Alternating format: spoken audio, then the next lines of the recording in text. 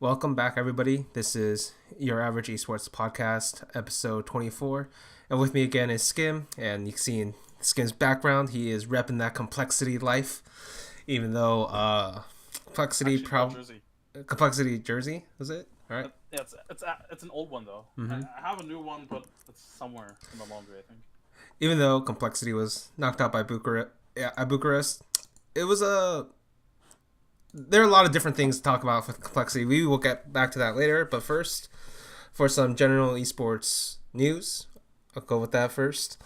There's this never-ending cycle of attacks on journalists for whatever reason. Richard Lewis has always been under attack, so that's been pretty common. Thorne's always been a more controversial figure, but the most recent one's surprising. It's Jacob Wolf back when he was fucking 14. So basically, for the context of this is basically at some point, for whatever reason, ESPN decided to write an article about Timo's indiscretions, like months after he had done them, apparently. And Jacob Wolf was the one who wrote it, and then one of his haters, because it must have been a hater, because here's the thing about a hater Skim is they are one step removed from a fan in the sense that they don't love you, they hate you, but they are way more engaged than a normal person. So they will go all the way to hate you, right? And so this guy, he's like, I'm gonna go through 6 years of Twitter history to see if I can get fucking anything. Put it all on Reddit, and then this Kotaku guy, either he did the same thing or he just saw that Reddit comments like, oh, I'm just gonna make an article about this. And now we have a hit piece on Jacob Wolf when he was 14 years old. What do you think of this?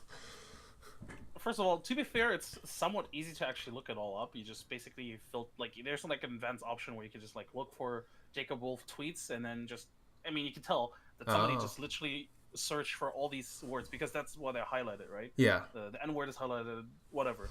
I'm just not going to repeat them. Mm-hmm. Either way, it's pretty sad that we live in a world where we hold somebody accountable for the stuff that he said as a 14-year-old online. Back when there was, I mean, it was literally just him talking to his friends or something, right, online. Mm-hmm. I'm not saying that it's okay to use certain slurs in any context, really. Actually, I think it's, well, that's a discussion for another day. Well, first off, I follow the Chris Rock rule. You know the Chris Rock rule? I do not know the Chris Rock rule. It's fine if you are quoting a direct song from your favorite rapper. Forget about Dre, right?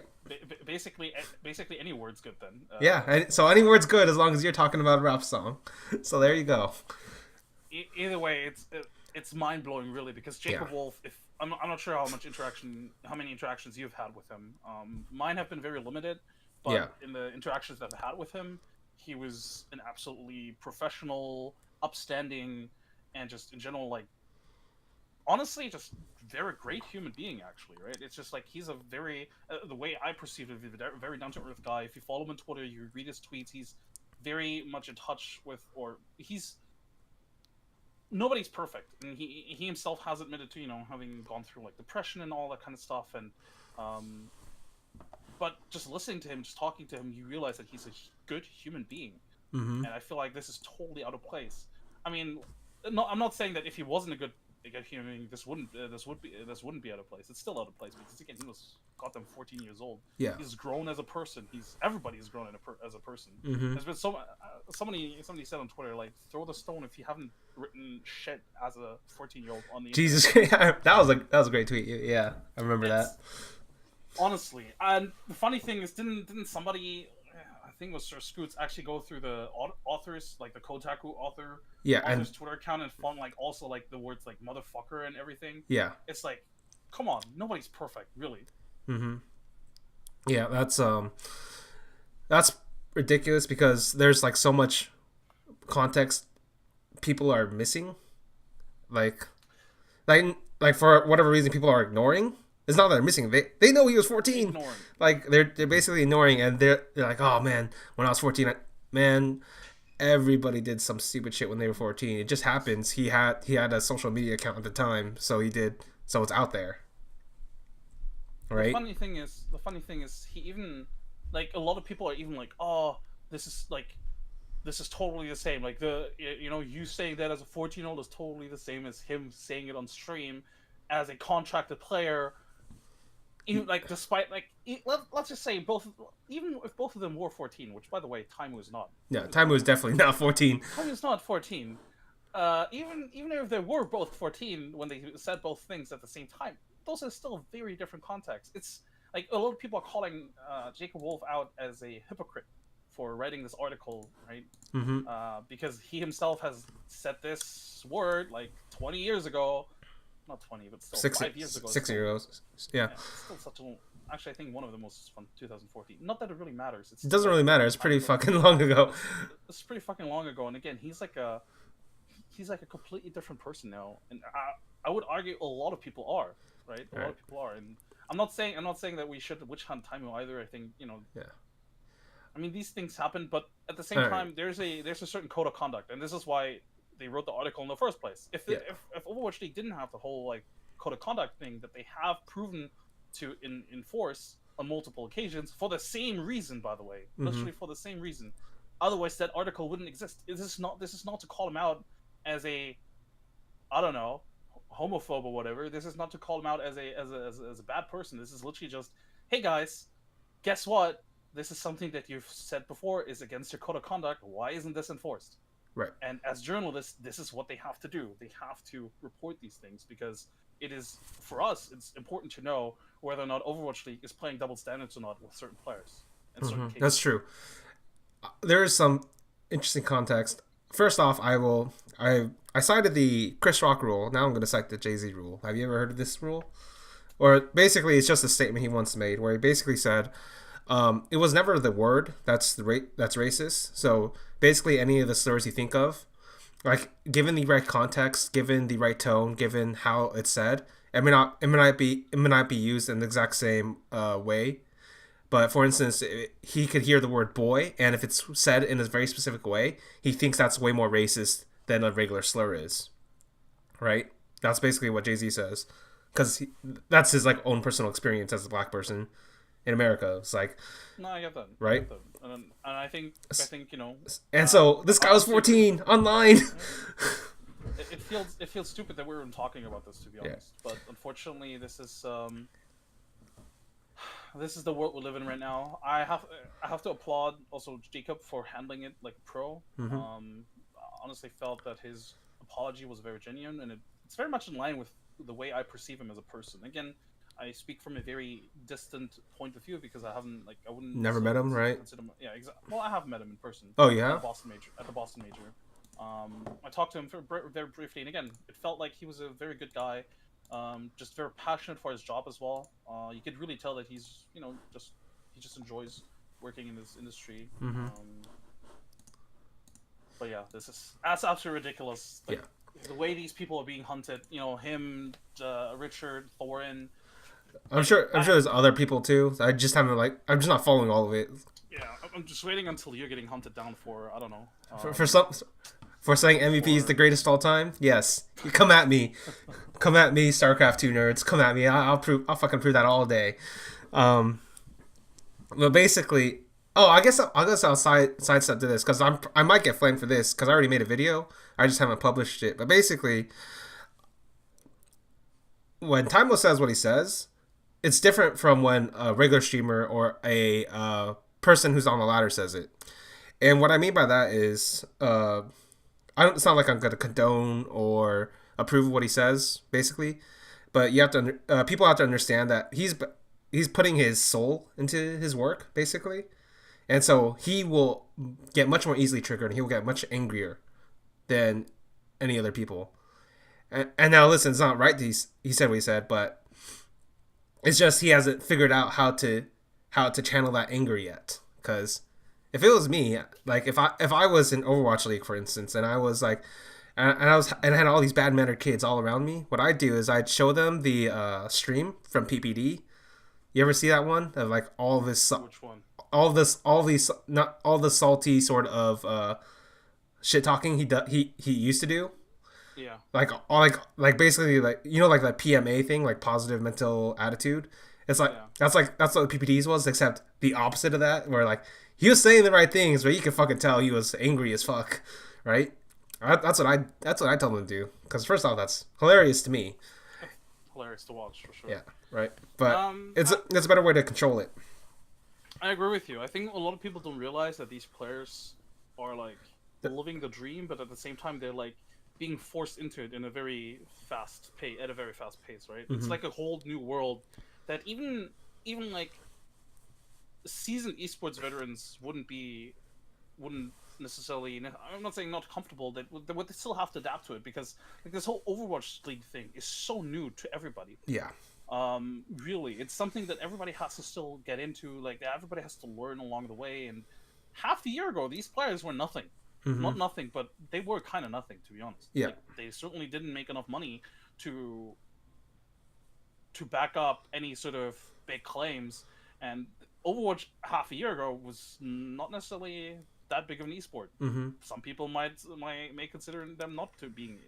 According to the Overwatch League itself, maybe it didn't even exist a year ago. We don't know. Maybe, yeah, exactly.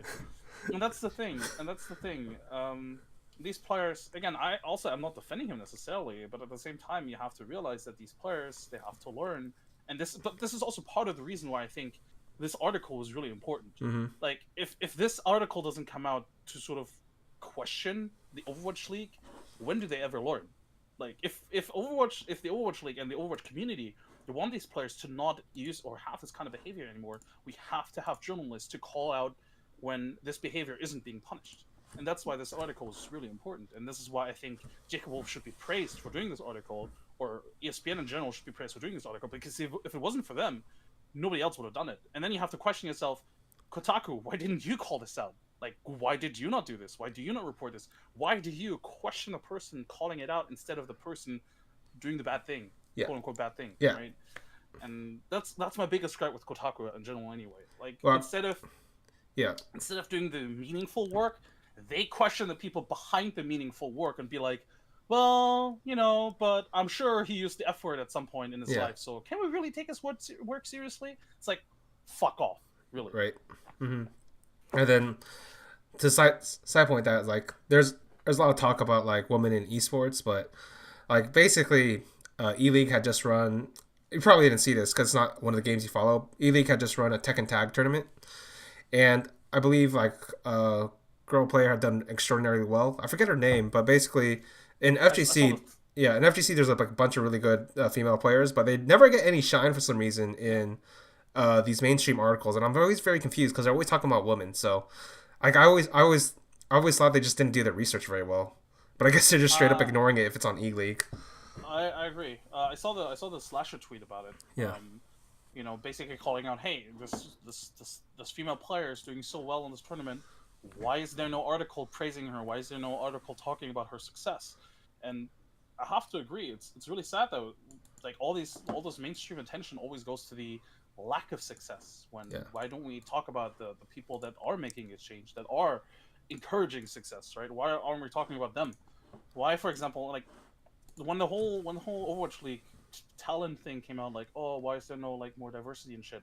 Why wasn't that article written about the people that are making a change in the scene, that are encouraging other people to do the same? Like, why wasn't an article about Zoe, how she's been a role model for years now, like literally being on screen for years, doing mainstream media as well, and doing so many different titles, and thus encouraging people across the esports industry. But no, instead it's just about, well, we didn't have enough numbers woman, or whatever stupid thing it was. Whatever. And it's not, and the research isn't done particularly well, because if you just look at like gender equality rates in like very specific country, I forget what it was, but basically one where like they're specifically trying to push the results of jobs, like it doesn't work out because men and women have different preferences. Nope. Basically, so there's a bunch of different things, but we'll just move on from here. Getting way off topic, I suppose. Very off topic, but now that's what this show is somewhat about. Somewhat about, yeah. All right, and then start going into CS:GO, and biggest news is going to be IEM World Championship, or IEM Katowice. Did you watch this tournament? I did. You did? Okay. Not all of it, Not all but of it. It's a pretty big tournament. unfortunately, I actually missed the last two maps of the finals because I All was right. very tired that day. Mm-hmm. I caught up with a little bit of it. I couldn't bother watching the entire VOD. But it was a good event. Yeah. It was a good event. Mm-hmm. I want to say we did the last episode halfway through the bracket, Yeah. halfway through the group stage. I don't really remember, to be honest. But we can just go through the playoffs then. Sure. All right. So basically, they had Astralis, Team Liquid, Cloud9, Fnatic, FaZe, and NIP make the playoffs. And then go ahead. Yeah. First team I would like to talk about is actually Cloud9. All right. Because I've had this discussion with a lot of my friends because some of my friends are like sort of like casual esports fans. Like they watch every now and then, they like the big events, right? But they don't necessarily follow like all the events, let alone like all the results from the events. So they've just been Cloud9 fans for a while now, not necessarily because of like even like way before they were a good team. Trust me, they've been Cloud9 fans for a while, so I can't really say they're like success fans or whatever. But after the major, they're like, wow, Cloud9 is like actually like a really good team right now. I'm like, and after this event, they're like, oh, how did Cloud9 lose this? Oh, they're so good. And I'm like, no, Cloud9's honestly not good. Mm-hmm. If you look at their record, the only notable team that they beat post major was SK. Yeah. In like SK's having every event. And SK's having some real troubles right now. Exactly. So that's not even like a noteworthy victory, really. Yeah. I think if you look at the clutch performances where they lose against Liquid, against FaZe, you can tell that Cloud9 is just a really bad team right now, and that the major was definitely the outlier. Like, or you can say they don't have the motivation, yada yada yada, but at some point that excuse is going to run out, and at some point you just have to question whether or not the major was the outlier. And unfortunately for all the Cloud9 fans, I do think this was the outlier. Yeah. I think it was always going to be the outlier. Like Skadoodle doesn't do that normally. Like, come on. So first of all, I actually think Skadoodle has been their most consistent player post major. Okay. We'll get into it, but I actually think Automatic is the most consistent, and then Skadoodle is just returned to himself, in my opinion. Yeah, that's also. But the other three have dropped off a cliff, and I'm not sure why. So, first up, I was going to say, just because you said the major was always going to be the outlier. Of course, they're not going to be like suddenly winning every title. Yeah. But I thought the major could have been a catalyst for them to finally perform better, because winning a title or just winning in general, not necessarily even if it's the major, but just winning in general, gives you like it changes you as a person and as a competitor, because suddenly next time when you're like in a tough situation, especially since they beat FaZe, if they meet FaZe again, you've already beat them, right? Yeah. And that's like a whole different mentality. Trust me, working with a team, and we're getting into that later, working with a team that hasn't had a lot of success in recent times, it's a huge deal whether or not they have successes to fall back on and be like, all right, we've won before, we can do this again. Like, it changes your mentality, and that's why I thought going forward, potentially Cloud9 could at least establish themselves and remain like a top 5 team going forward. Yeah. I'm not saying they dropped like out completely. No, they should always be a top 5 team in my opinion, in the current state of affairs. But they haven't really done that. Not necessarily. Like CS Summit was good, I'll give them that, but the other two, CS Summit also had like really weak. Yeah, much weaker teams. And even then they still lost to a completely new Team Liquid, which is like a may or may not be a knock, because I actually think Team Liquid is one of the best teams in the world at this point. But the rest of it is like, you got really hard draws in Star Ladder Kiev, but if you want to be a top 5 team, you have to at least win one of those 3, basically, right? And because they had 3 best 3s, and then they won like two of the ones they should have won anyway. So just one of the other 3, and then they could have gone through. And they didn't do that. And then here they lose to FaZe. But this one's actually a really close series, to be honest. So it was, but it still never really felt like it felt very reminiscent of the major, where it was more clutch 9. Yes, pretty much. And then FaZe still won anyway, because I guess FaZe is like, this ain't the major. We're not choking. We're all good. Nico was really good that series. So yeah. So it's interesting, because I still think, even though we've already had like 3 tournaments since then, I still think Cloud9 might be a bit overrated by the community, which is why they're on my sell list for whenever I put up that article, right? Yeah, I probably would also sell them right now. I feel like they aren't gonna place better than they are right now. Yeah, I feel like this is pretty much where they are, unless there's like some weird shift I'm not seeing. Because I don't think, like, basically they make when you win the major, like in your mind you're going to think we're doing the right thing, and so I don't think they're gonna do something crazy like shift roles. See, that's why I always thought that PPD kicking AY was actually a really good move, because he clearly realized that roster had like a Had problems. expiration, Yeah. and it had an expiration date as well. Yeah. Honestly, I don't necessarily think that. Oh, this is super off topic again, but I don't necessarily think that getting Arteezy was the right choice in hindsight. But Wasn't the right choice, but he thought he could do it.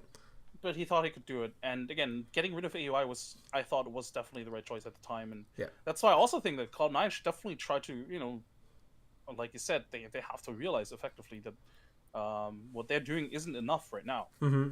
Yeah. Like they need to, even though you win the major, that doesn't mean you're the best forever. Yeah. Or it doesn't even mean that you're the best. Yeah. And this is a point I completely forgot, but basically when you were talking about like the confidence and the mental thing, there's actually a famous Counter-Strike leader. His name was Karn for Fnatic. And basically the way Thorn and Lurpus talk about it is like this guy was like the greatest propagandist of all time. Because basically when he went to his teams, he always came up with a new way, a new like mental Jedi mind trick in order to trick his team to thinking they could win. So it's like they might be the best team in the world, but we beat them online once, and that's really all that matters. You think about it, because it's head to head. It's not like we're playing against the entire world. And then you do the complete opposite. If his team was the best team in the world, like we're the best team in the world. It doesn't matter if they beat us online. We are actually the best, and we're gonna prove it again. Like basically, there's a bunch of mental mind tricks, and honestly, as long as it works, it doesn't matter, right? And this is a side tangent, but this is always why like you have a bunch of religious players in competitive like sports. But maybe that's just a mainstream thing in general, right? But basically, if you have that strange like faith, as in everything is out of your hands anyway, like you have less mental problems. So basically, what I'm really saying is complexity should become a bunch of Christians or Buddhists just to win, whatever it takes. Whatever it takes. Right. I actually think again, very much off topic, but I actually think Kyle draws a lot of inspiration from Buddhism. I want to say so. I want to say he's quoted something Buddhism related. Yeah, he reads a lot of stuff. Like he reads a lot of philosophy books. Yeah, but it's hard. It's hard to put that into action. Buddhism's pretty hard to put into action. So it's entire lifestyle. All right. Moving on. The other quarterfinals was Liquid versus NIP. Pretty much expected, given Liquid was really good, and this is like NIP's first LAN together. Apparently, they're like completely new. Yeah, go ahead. I have to say though, NIP looked better than expected. Granted, their run into this quarterfinals was also somewhat easier than you would think. If you see a team in the quarterfinals, you're like, oh, they're in the quarterfinals. But let's be real here. Who did they beat? They beat Order. They beat G2, who let's just say G2 is not a team right now. Okay. Like this. Honestly, that was a really bad performance in my opinion. It's not even that like NIP was. I don't want to take anything away from NIP. Basically, that was playoffs G2. That's the playoffs G2. They see this bracket and they're like, hey, we're in the playoffs. No, goddammit, you're in the group stage. Yeah. And then North, who admittedly also just have to figure out their Kings first. Yeah. I'm not even sure. Like even this current North team, I'm not even sure what their ceiling is right now. It doesn't really feel like they can. I mean, I want to say, or I want to think that they could go further, but it feels like the more I think about it, it feels like a sideways move for the bunch of like Danish shuffles. I thought North could actually go further just because I felt like Valde, like he reached like a superstar level at Summit, and he was specifically winning a bunch of clutches in the late rounds, right? And that's always been the biggest weakness for North. So I thought, you know what, he's bringing something that North have always needed. So I thought that would be enough, but it hasn't been yet. I'll give them one more tournament and then I'm out. Yeah, probably as well. So NIP going into the quarterfinals, I honestly didn't expect much from them, but I thought that the way they presented themselves against Liquid wasn't too bad. Granted that, the what was it? I have to look up what they play. It was Overpass, right? Yeah. I honestly thought it could have gone either way, actually. Yeah. And I was really happy with how Rez and Draken showed up in the quarterfinals, because they did not in the group stage. Yeah. At least not. Yeah. Basically, like that's always going to be the question for NIP specifically. Is we basically know that Forest is Forest. Like he'll get you one good game every once in a while, but he can never be the consistent force you need. We know Get Right's been suffering for a while, but like he will do his job if you tell him to do his job. He was pretty good, right? Yeah, but like he's not going to be the star player he was in like 2013, basically. And so Dennis is sick, but Dennis is also for whatever reason in-game leading, right? So I can't really do much about that. But still, he was absolutely sick. There was this one game where he had like this really sick spray down. Yeah, he's like getting through. I think it was an Inferno actually. Yeah, he just got like triple headshot. Yeah, and he's just it's kind of sad. I always think if your IGL in CS is your best player, then the rest of the team is not good enough. Well, like that's I mean, Cloud9 did win the major, so. Well, yeah. But in general, yes. In general, yes, you are right. There are exceptions, but in general, I feel like if your IGL is your best player, then the rest of the team is not pulling their weight. Yeah, I do like the fact that they basically Dennis is taking like the entry rule, kind of. So he's creating space for Rez. So I feel like that's why Rez was doing better here, because basically, as far as the old NIP with Rez, it felt like they just put him into Freiburg's roles, and I thought that was like really stupid. That's what I felt in general with Rez and Draken. They felt very liberated. You could tell that Draken was also very loose op. Yeah, like Draken is doing a lot better here than before. It was definitely a very good event for him. But you know, like you said, it's always a question with this team right now. Like, can Draken and Rez really perform at this level consistently? Mm-hmm. Because we have seen them drop off after like one good event. Like, literally, people were asking, is this going to be their yearly one event where they show up and then they're going to go into hiding again? So for me, this is just wondering, you know, is this going to be it? I don't know. If I had to sell or buy right now, I would probably still sell because I don't believe in this team. Yeah, I generally don't believe in NIP anymore. It's not Oakland. It's the real world. When's the next IEM Oakland anyway? Yeah. It's probably what Get Red is asking right now. Days till the next IEM Oakland. All right, and then we go to the semifinals. This is pretty straightforward. FaZe beat up Astralis. Fnatic beat Team Liquid, and I actually have had Team Liquid winning this one. Same. Right? Same.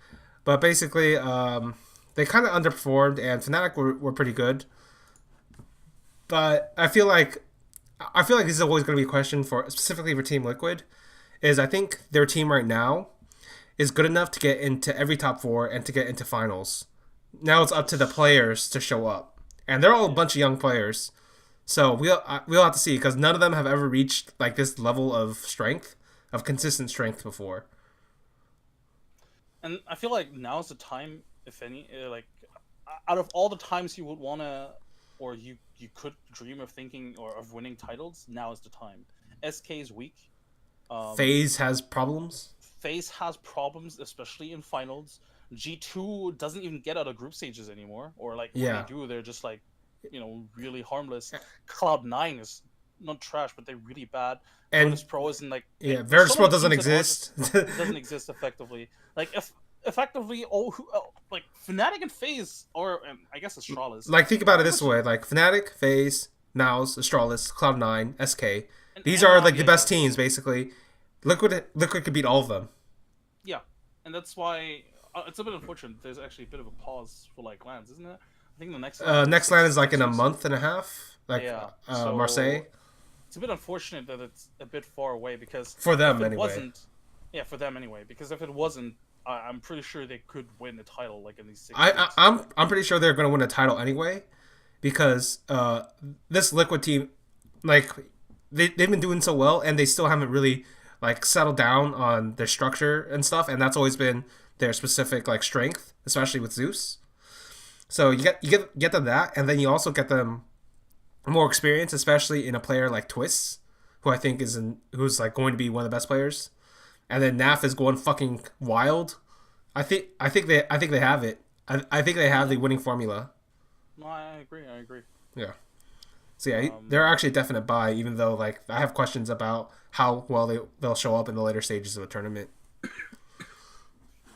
How do you feel about the Astralis right now? Actually, Astralis is also on my buy list, but basically, what I feel about Astralis, like, it's a switch, right? Between they didn't really gain that much from losing Kirby and gaining Magisk, but basically, in my opinion, like Astralis were able to get to the semifinals of this tournament, and they did it. And Device hasn't reached full form yet. Dupree's still their best player, but he's shifted over to the entry role, and that's always been his favorite role, basically. And then you have Magisk, who is still learning the system, and the system is what's always made Astralis strong. So basically, there's like two potential positives going toward into the future when if Magisk like gets stronger into his role, and if Device like gets closer to his original strength, I think this team's pretty good to go. So this is a bit of an arbitrary point that doesn't necessarily make it. Like I don't really have much to back it up with, but I feel like if Astralis doesn't win this group stage, like if they don't win the group, but instead say lose the finals and go into the quarterfinals instead, Yeah. I feel like they could have played better against FaZe, or potentially even gotten into the semifinals, like if they don't draw FaZe or whatever. Because Kerrigan has their number. There's well, that of course, but there are certain teams that, in my opinion, can perform on any given day. Mm-hmm. Like throw them into any given day, and they'll still be like pretty much like a really good team. Yeah. Like this goes for any game, by the way. But then there are some teams, in my opinion, that just need time to build up on. Like at a tournament, they need like a run. They need like a bit of time to.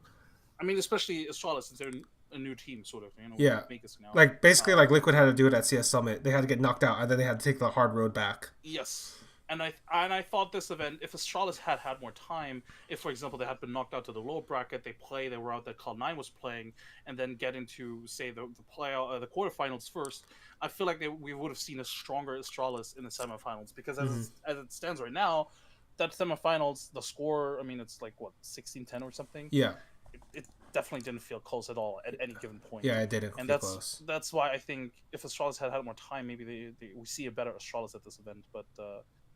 I mean, like you said, Kerrigan has a number anyway, so God knows, even if they do go through that low bracket, they still lose to FaZe there. Yep.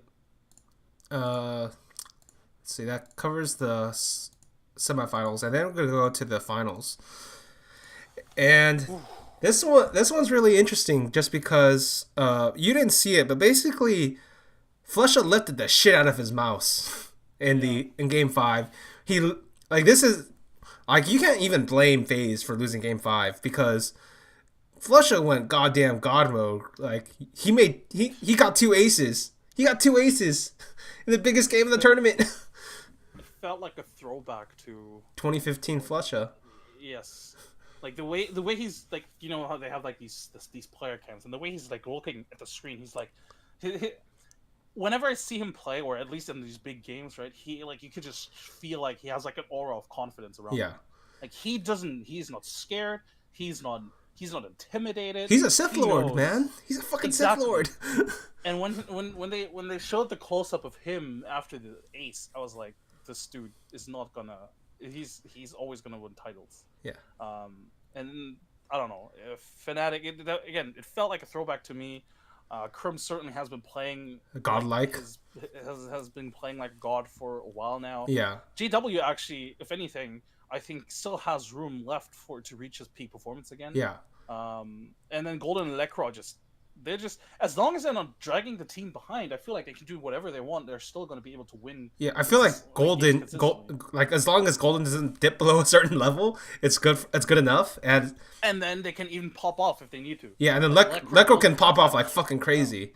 But even if you don't have Lekro, you have, as long as you have Crims, and you have Flusha, it's good. But that's actually a huge question mark, because we're talking all this great shit about Flusha, right? But there's a reason we call him a big game player, not just a big player, because he only shows up for the big moments. So that's always going to be like a question mark for Fnatic, and that's why I think JW and Lekro are like the 2 players you have to look at as players who need to improve to become a consistent team. Because I already know what I'm getting from Flusha. right? Like you send Fletcher to a major, he's gonna get some work done. But if in a long year out grind out, I don't know if Fletcher can do it. Oh, sorry. Yeah. I think I was muted until just now. I forgot the point I was trying to make. No, Flusha, as like I said, is a big game player, but I don't know. I still have questions about this Fnatic team going forward. Because, like I said, when do we ever really know if JW and the Golden are really going to show up? Yeah. And but I don't know. I still think, like, again, like we discussed this earlier, in the current climate, there's so many weak teams right now, or like so many questionable teams. Exactly. So many, yeah. SK, even Astralis, like they definitely have a lot of work to do still. So yeah, I feel like this Fnatic, again, if there wasn't a 6-week break, Fnatic could potentially snag up another title, maybe at least like play semis or the finals again. But in the next 6 weeks, teams are going to be able to catch up. So yeah. I'm not sure if I would buy into Fnatic because I feel like they're not going to get much better anytime soon. I basically put them on sell because you're always going to get profit from this. Well, that's true. Because literally, like, the only way to lose profit on a sell is if they somehow win again. So that was my reasoning. But basically, yeah, I think like the firepower issue is like a consistent problem. Like even before the tournament, basically, like Fletcher said, they took a break off from each other, and then just focused on their individual skill, and all of a sudden they're winning the fucking tournament, right? Yeah. And that to me like indicates a correlation between the fact that they do need extra firepower for this specific team. They do. Yeah. And then FaZe has lost again. FaZe has lost again. It feels. Honestly, it feels stupid to suggest that maybe you even need to change a player. But if you look at each individual player, who do you change? Like that's like the huge problem because all of them do the job well. Yeah. Right, and then it gets even more complicated. Basically, like I wrote an article at some point. It hasn't been released yet, but basically it's like the FaZe conundrum, where you look at the individual players. None of them are doing a bad job. Actually, all of them are doing a pretty fucking good job. And, like, you can't, like, replace them. Like, there's no leader that's going to do what Kerrigan's doing right now. Nico's one of the 3 best players in the world, or will be, at any given moment. Him, Cold Zero Simple. Rain has been fucking ascendant as an entry fragger. Olafmeister does a fucking great job in his role and was really good as an entry when they put him there. Guardian, like, this fucking guy almost won you the fucking major by himself. Right? Like this, like you can't kick any of the players. Okay, look at the team. The teams actually continue to improve. Like, in the finals fuck up against on Inferno against Cloud9 when they weren't able to read the situation. Basically, in this tournament, they had Kerrigan and Olafmeister switch positions on the T side. I thought that was pretty strong. When they played C9 again on Inferno, you could tell like they learned their lesson. Yeah, basically like they fixed a shitload of things, and then they put Kerrigan in a position where he can actually read if they're like just saving utility, and then they can go counter that, right? So, and then you look at their map pool, and you know what? They've already realized like Inferno is slightly weaker because it's way more contentious. And they already have Mirage, so they've like become the best cash team, right? So like as a team, they're growing and they're learning. So you can look at the team as a whole, not even just the individual parts. You're like, okay, it's doing its job. And then you look at the losses. Think about the losses for a second. NIP, miracle fucking run. Never do it again. They literally have to change rosters because they were so bad after that tournament. Okay. Virtus Pro lost at Epicenter. Virtus Pro literally died after Epicenter. Okay. SK, bad matchup. Fair enough. What was it? Cloud9, greatest tournament of their lives. Ever since then, beat the shit out of Cloud9. No, Fnatic, Flusha literally has a time machine. Like what is going on? Why are all these teams so ascendant specifically against FaZe? See, that's like if you put it that way, you think in your mind, is this normal? Is this really what FaZe should expect every time? Is like you're playing against some ascendant team? Like it feels like it's not really like if you put it that way, it feels like you might be pulling the trigger too fast if you actually do make a change roster wise. Because is this a normal sample size? Like, because there's so many like 3 of those are like miracle runs. Like 4 of them if you want to include Virtus Pro and losing to them.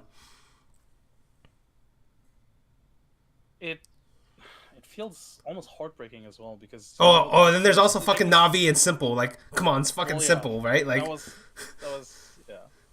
This team is you wanna say is this team is destined for greatness, right? Like this team should we should be talking about the FaZe era. We should be talking about them as if they're DK. Right? Basically. Well, DK also technically didn't really win a lot of titles. Man, DK was sick. So we're kind of talking. Yeah, actually, it's not bad. It's not bad actually. Yeah, it's true. We're kind of talking about them like they DK because poor DK did not get a lot of titles either. It feels, and the worst thing is there's still like what half the year until the major. I just hope that they don't fall into the trap of not necessarily falling apart, but potentially looking elsewhere.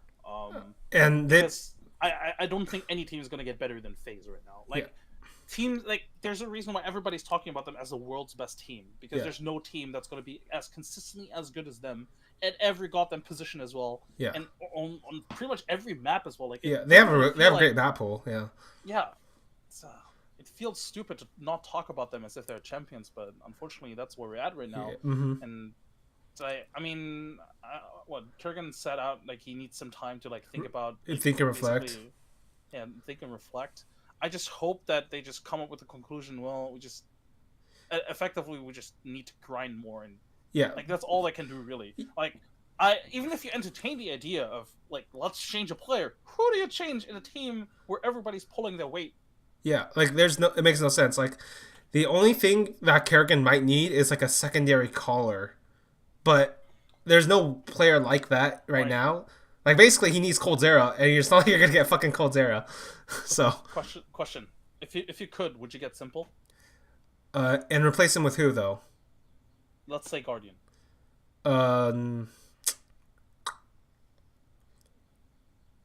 Because I think, but first off, I would never want that in a real world scenario, because this is basically like the Golden State Warriors except even worse. Because you're getting like 2 of the greatest of all time players at the same time, and like it's literally like Coldzera versus the 2 of them. That's some bullshit right there. First off, but yes, I could actually see a world in which if I was given the choice, maybe I would go down that route.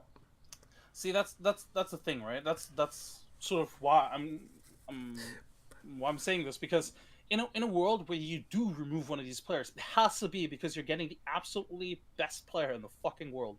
Otherwise, it does not make any sense to replace any of the players right now. Yeah. Because it's a working machine. Yeah. The only reason you would want to replace him is if because you can get the best player in the world, and that is right now Simple. Yeah. So the only reason you would ever change right now is because you would change it for Simple. But even then, I don't even think that's like that. I don't think the upgrade might even be worth it, right? Yeah. Like, because there are questions about team synergy. Like, listen, I don't think Simple's like the toxic guy he was before, or whatever people want to say about him. But that doesn't necessarily mean he's going to work in this team. So, yeah, there's a lot of questions and not a lot of answers for FaZe, basically, because it feels like they're very close to becoming something truly legendary, but like they keep running into like these fucking miracle runs, and they themselves also have a bunch of inconsistent problems. Like, listen, in all their losses, if I could point out to like a single factor for all of their losses, I'd be like, okay, just change that factor, right? But there's no factor. There's no single factor. Like, the closest you have is Kerrigan's T side, but that's not that bad. Especially, it's not like all of them. It's like some of them. And let's be real here. Even if you could point out Kerrigan as like like, even if you could say in the finals, every time they lose, it's because Kerrigan, let's say, makes a bad call, or like Kerrigan is not prepared enough on like a certain map or a certain side. Are you gonna find a better leader for this All-Star team? No, That probably is not. even gonna get them into those finals in the first place. And that's the thing. You're probably not gonna find a better leader right now for this team. So Yeah, I'm not saying that he's like he's not the best leader, but he's the best leader for this team. exactly, and I'm not even saying that like, he's like he's perfect or like he doesn't need to work on himself. But you know, this team you can break it up. Yeah. I don't think you can break it up. Yeah. So obviously we're saying this now.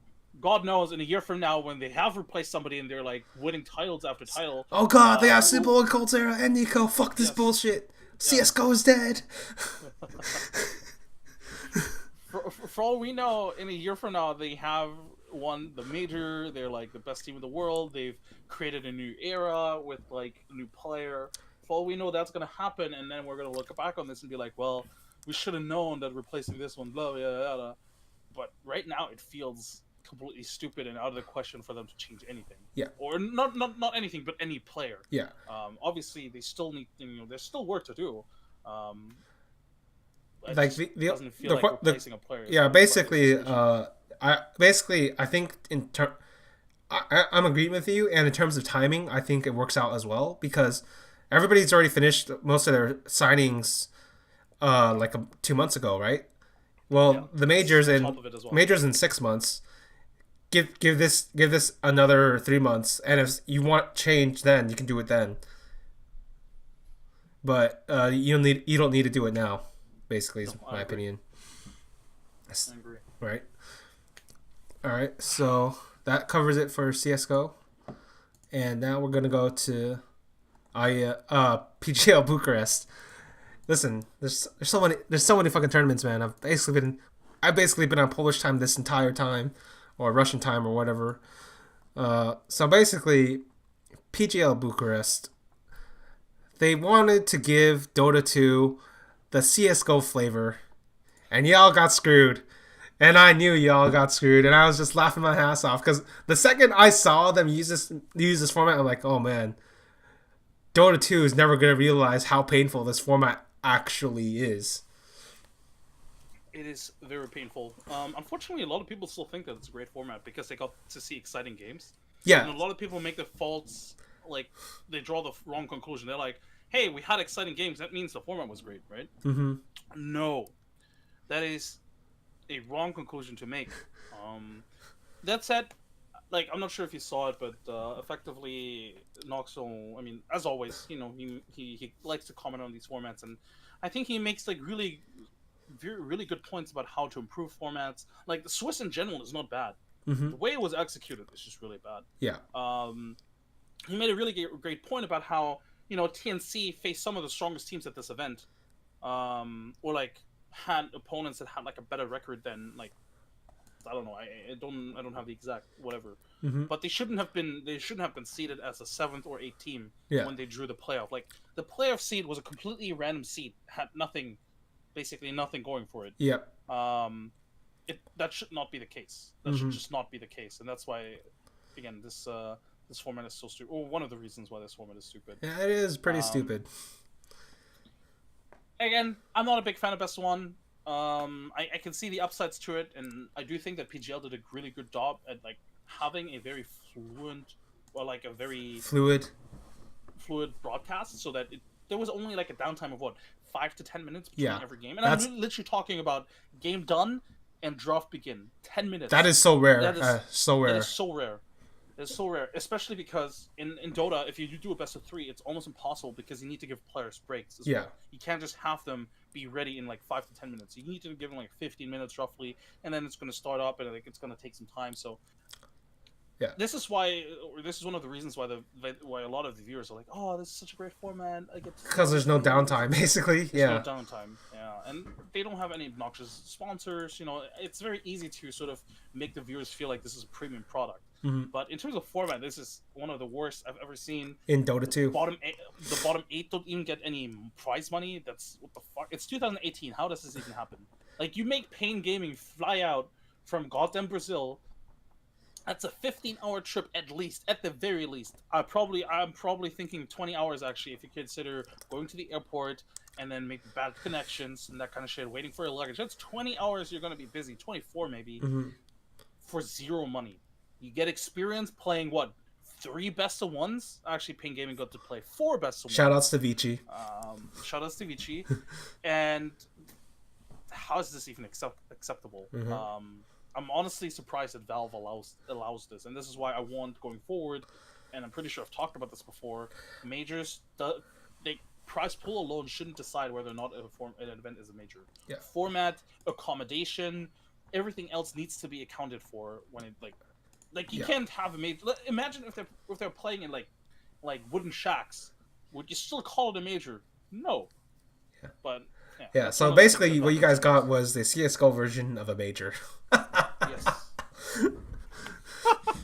Yeah, basically. That's pretty fun. Feels really bad, man. Really bad, man. This is how it feels when you guys get our CS:GO guy. Basically. Basically. Well, technically, I was a Dota 2 guy before I was a CS:GO guy, so that analogy doesn't quite work. But anyway, yeah. Let's see here. Who do we want to talk about first? I guess we already talked about Pain Gaming. Basically, people gotta stop giving them Enigma and Sand King. Honestly, I feel like that story is more Vici Gaming just being not prepared at all. No, I mean just in general, like Navi gave it to them too, but like no, definitely. It's a bit weird though because, like nobody plays Enigma for a reason. Yeah, they make it work. But you gotta give it to them. No, there's a reason why nobody plays it. Yeah, but in their specific case, I think it's because like Enigma is like an ace in a hole. Like you will always have that percent chance where you get a 5-man black hole and then you win the game. Sometimes, if you survive long enough. So that's why it's like kind of good for an underdog team to play Enigma. Well, that's true. But hopefully they've learned their lesson. It's not like I'm sure they can expand their hero pool and see that's the thing. Whenever I see these South American teams going to these events, I wonder myself, like, are they actually learning anything? Yeah, people are writing this like, oh, South America, yeah, they beat Vici Gaming. Come on, it's the best of one. It's Vici. You could tell that Vici Gaming this event was really bad. They were not prepared for certain opponents. They were just not at the level that you expected them to be. Yeah. And I don't want to take anything away from Pain Gaming, but I don't think you can look at this Pain Gaming victory and be like, oh, South America is like totally developing. They're getting better. No. Like haven't seen progress in like these last 8 months that we've had now. It's been a while. Yeah. Since when they first hit the scene, basically. Well, no, not even since then, but just in general, like it's somewhat different roster as well. Yeah, it's but just in general, like I haven't seen any progress on the South American region at all. Like we just see them going to these events, always getting trashed, no progression whatsoever, and then they just do roster changes because there's no progression whatsoever. And it doesn't feel like they're taking anything away from these events. I want to see them. I want to see them develop. You know, like we've seen MVP, for example. I think MVP Phoenix is one of the best examples you can get in terms of how much these LAN events can actually do for your progress as a player.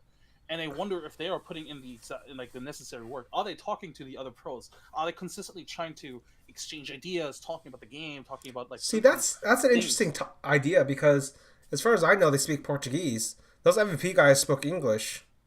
Well, some of them also speak a little bit of English. Okay. Again, it's definitely a barrier. It's definitely a problem, and it's definitely something that probably like slows down that process a little bit. But they definitely some of them definitely speak English well enough to like talk about certain things, especially Dota related things. Okay. All right. I'm not saying they're gonna talk about God in the world, but they should be able to communicate about certain things in Dota. Well, first off, Dota is God in the world. You haven't realized it yet. That's true. That's true. Yeah, but, you haven't seen the mystery until you've seen Eternal Envy, basically. Too bad he wasn't at this event. It would have been fun. Yeah. Would have seen a lot more complaints on Twitter as well. He actually was complaining about this format, despite not being there, which I think is really good. Well, Eternal Envy's always been the guys like, this is bullshit, right? So. No, that's right, but that's the thing. He's one of the few guys that does it. Yeah. Pro players a lot of times only complain when it affects them directly. Yeah. Which is really bad because then it doesn't help the scene progress. But that's a topic for a different day. Mm-hmm. Just wanted to point out when MVP Phoenix attended their first LAN event at Starladder, They were the worst team at the event. They were absolutely trashed. They showed a little bit of like good Dota, but that was about it. But then I saw like multiple tweets. I talked to a couple of people about it. MVP were constantly trying to talk to other players, trying to like learn. Like, all right, how do you approach this game? Like, how do you do this? Oh, how do you run these strategies? What do you feel about this draft? And these kind of things. Yeah. Like, you need to make the most out of these LAN events. And to me, at least from what I've heard and from what I've seen, it doesn't feel like the SA players are doing that. And that's why I think to this day still, it's a bit of a waste to give them direct spots. They have to prove me wrong. We like people are saying this is for like developing the scene, right? Yeah. Odds are next tier qualifier we're still only gonna have 2 teams directly invited to the qualifier, because guess what? They change rosters every goddamn week. Yeah. And that's why at some point you gotta realize, all right, there's no scene to develop. Let's just not hinder the other scenes, because effectively this is hindering the other scenes. If this was a direct qualifier spot for SEA, imagine if we had Fnatic at this event. Totally different event. Totally different event. Yeah.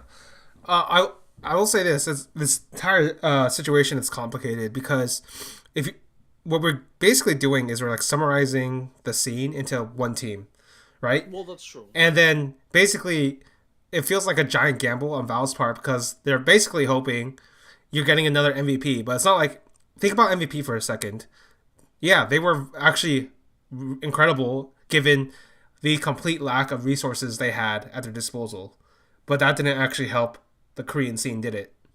Right? It really didn't. Right. So it's not actually a case of even if you're able to get this invite, that doesn't necessarily help the scene. What does do though is every once in a while you're gonna get some kind of team. Maybe you'll get some one person who can maybe make the difference.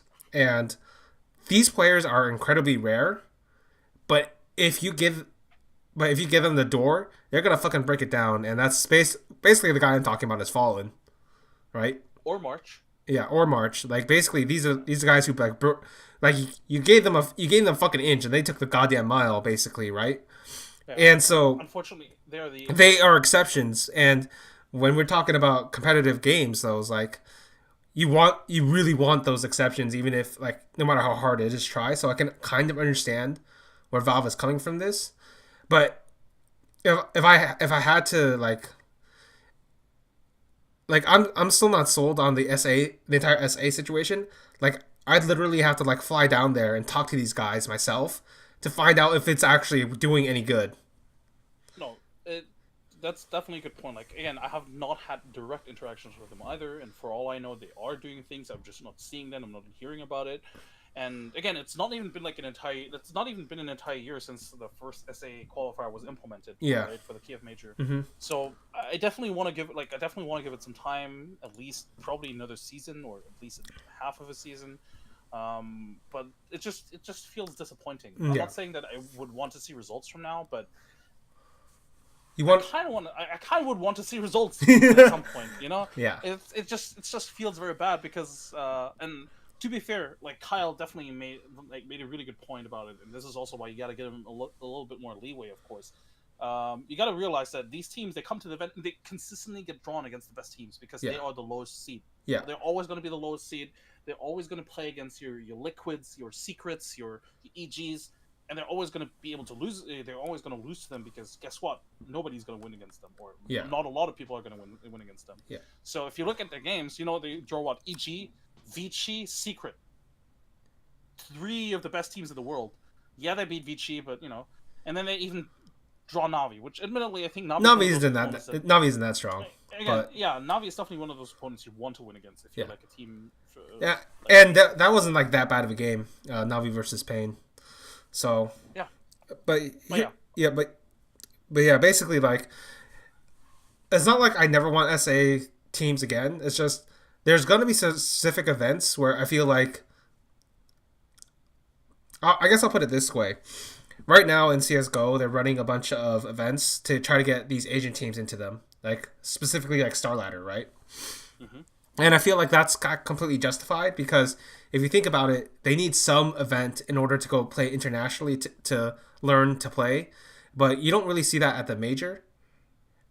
And the reason is because there's like a major qualifier before that. Right, so it kind of like it kind of weeds them out before they get to that point. So I feel like he can do something like that. But basically, what I'm getting at is for the highest level events, you want the best teams. But for other events, maybe those events, those are the ones you try to go out of your way to help develop these smaller regions, right? Uh, but the question is for Dota is like it's harder to differentiate between the two because there's so many majors and so many minors that they might literally be thinking, well, if you just roll the dice enough times, the variants will come out eventually. That's kind of what I'm getting, or what it sort of like feels like. Yeah. And you know, if you're like paying gaming right now, what they qualify for like what 5-6 events or something, because the competition in South America is not really that great. Yeah. It obviously, you know, when talking about this, I guess it's also worth noting that obviously it doesn't help that they consistently have to play with a stand-in, because one of the players is not going to get visas for pretty much every event or any event really. Mm-hmm. So they're always going to play with a stand-in. It's going to make them worse, and you know, it like if you remove one of your best players, guess what? You're going to be a much worse team. But still, it almost feels like it's a bit of a shame to not have certain team at like the major, because of regional restrictions. Like, oh, we only have like one team from Southeast Asia, and like we have had this in the previous season where Faceless beats everybody in their own region, but then like pretty much like Mineski right now, when it comes to international competition, they shit the bed. Mm-hmm. Which, by the way, is something I also want to talk about later. Or actually, we could talk about it now. Actually, let's talk about it now. Hit me with Mineski, because I didn't watch the games. I just saw the results, and I'm like, I'm probably not gonna watch this. I wanted to tweet it out actually, but I felt like I shouldn't, because you know, don't beat him while they're down. But Mineski in my book is absolutely overrated. When I see them play against international teams, I think to myself, well, yeah, individually speaking, you see some of the best players in the world. Maybe, you know, you have like what Ice is obviously is pretty much the best player in the world, best offlaner in the world. But if I see them play, it feels like it's like they have no idea what to do. The drafts are really bad, in my opinion. You could tell that, like Mush.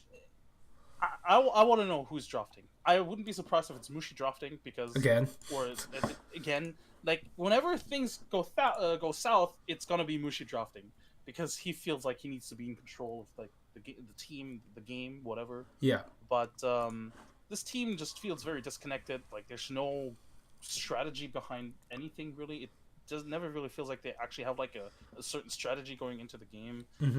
It feels like they're relying a lot on individual skill, both from Nana and Ice, more so than anything else. And that's not how you win the game. That's not how you win Dota. Not consistently, anyway. Yeah. Like it's good for a one shot, maybe, but it's not. It's not a plan, is it? Well, not unless you're Sumail, I guess. Shoutouts to EG from last year. That was their literal plan. Insane. And then I feel like the drafting is very predictable as well. Like if I look at the draft, I'm like, well, yeah, I could have told you that this is what they're gonna pick, or this is what they're gonna ban. Like then they're very one-dimensional, and it feels like every team is at some point, or has already figured them out. And the teams that they do win against is not because of strategy or because of draft; it's because of individual skill. They beat Complexity and Katowice. Con fucking Gretz. Everybody beats Complexity these days. They beat they lost to Complexity actually this time. Yeah, they lost Complexity. They got figured out. I said this before. If you give Kyle enough time, like it's so hard to beat Kyle twice in a draft, especially. Yeah. Drafting wise, Kyle is going to beat you in most cases these days. But that's going to be a different topic later. Yes. They lost to TNC, which I find hilarious, because you know, and then they beat Vega Squadron. Vega Squadron, guess what? Is also the team. Vega Squadron is pretty fucking bad right now.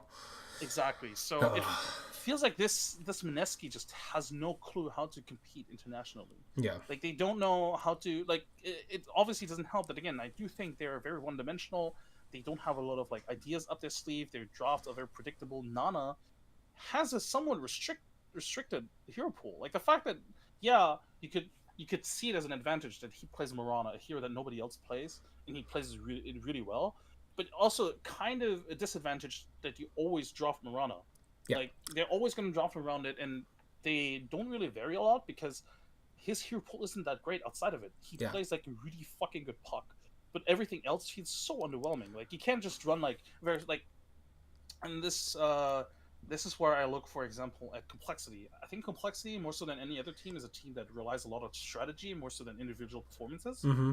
and they will force their players into certain strat roles to make sure they fit the strategy that they're running. So, Limp is a really explosive player, but a lot of times he'll play very like set roles. Like he'll play Viper, he'll play Fucking Razor, Viper.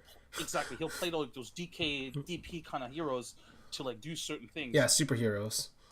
Mineski, exactly. Mineski can't just suddenly whip out like a push strat. Like they can pick up like a DK and then go like a Prophet or something. They could go for push because Nana doesn't play those. Yeah, heroes. basically what you're telling me is Nana is Sing Sing, but Mushi is not Eternal Envy. Mushi is definitely not with Eternal Envy. He's because Eternal Envy somehow made Sing Sing work. That's like his greatest accomplishment as a leader. He somehow made Sing Sing work. At TI, no less. Yeah, that's impressive to me, anyway. But yeah, I think Mineski is probably gonna get 2 more LAN events. Yeah, and this is one of the things actually. I think I said this to Red Eye. Red Eye said it on stream. We just need a new patch. The thing is, there's not gonna be like a big balance patch to like shake things up. Yeah, I do think Mineski is one of those teams that if there was a big balance patch, again because of individual skill, you can outperform anybody. Yeah. But as long as the patch stays largely the way it is, and people are gonna like it slowly builds over time the meta that is, I think Mineski is gonna get phased out. Always gonna get phased at least internationally. Yeah, basically I said like, was it like 2 weeks ago? Maybe Mineski had hit their fucking ceiling. Yeah.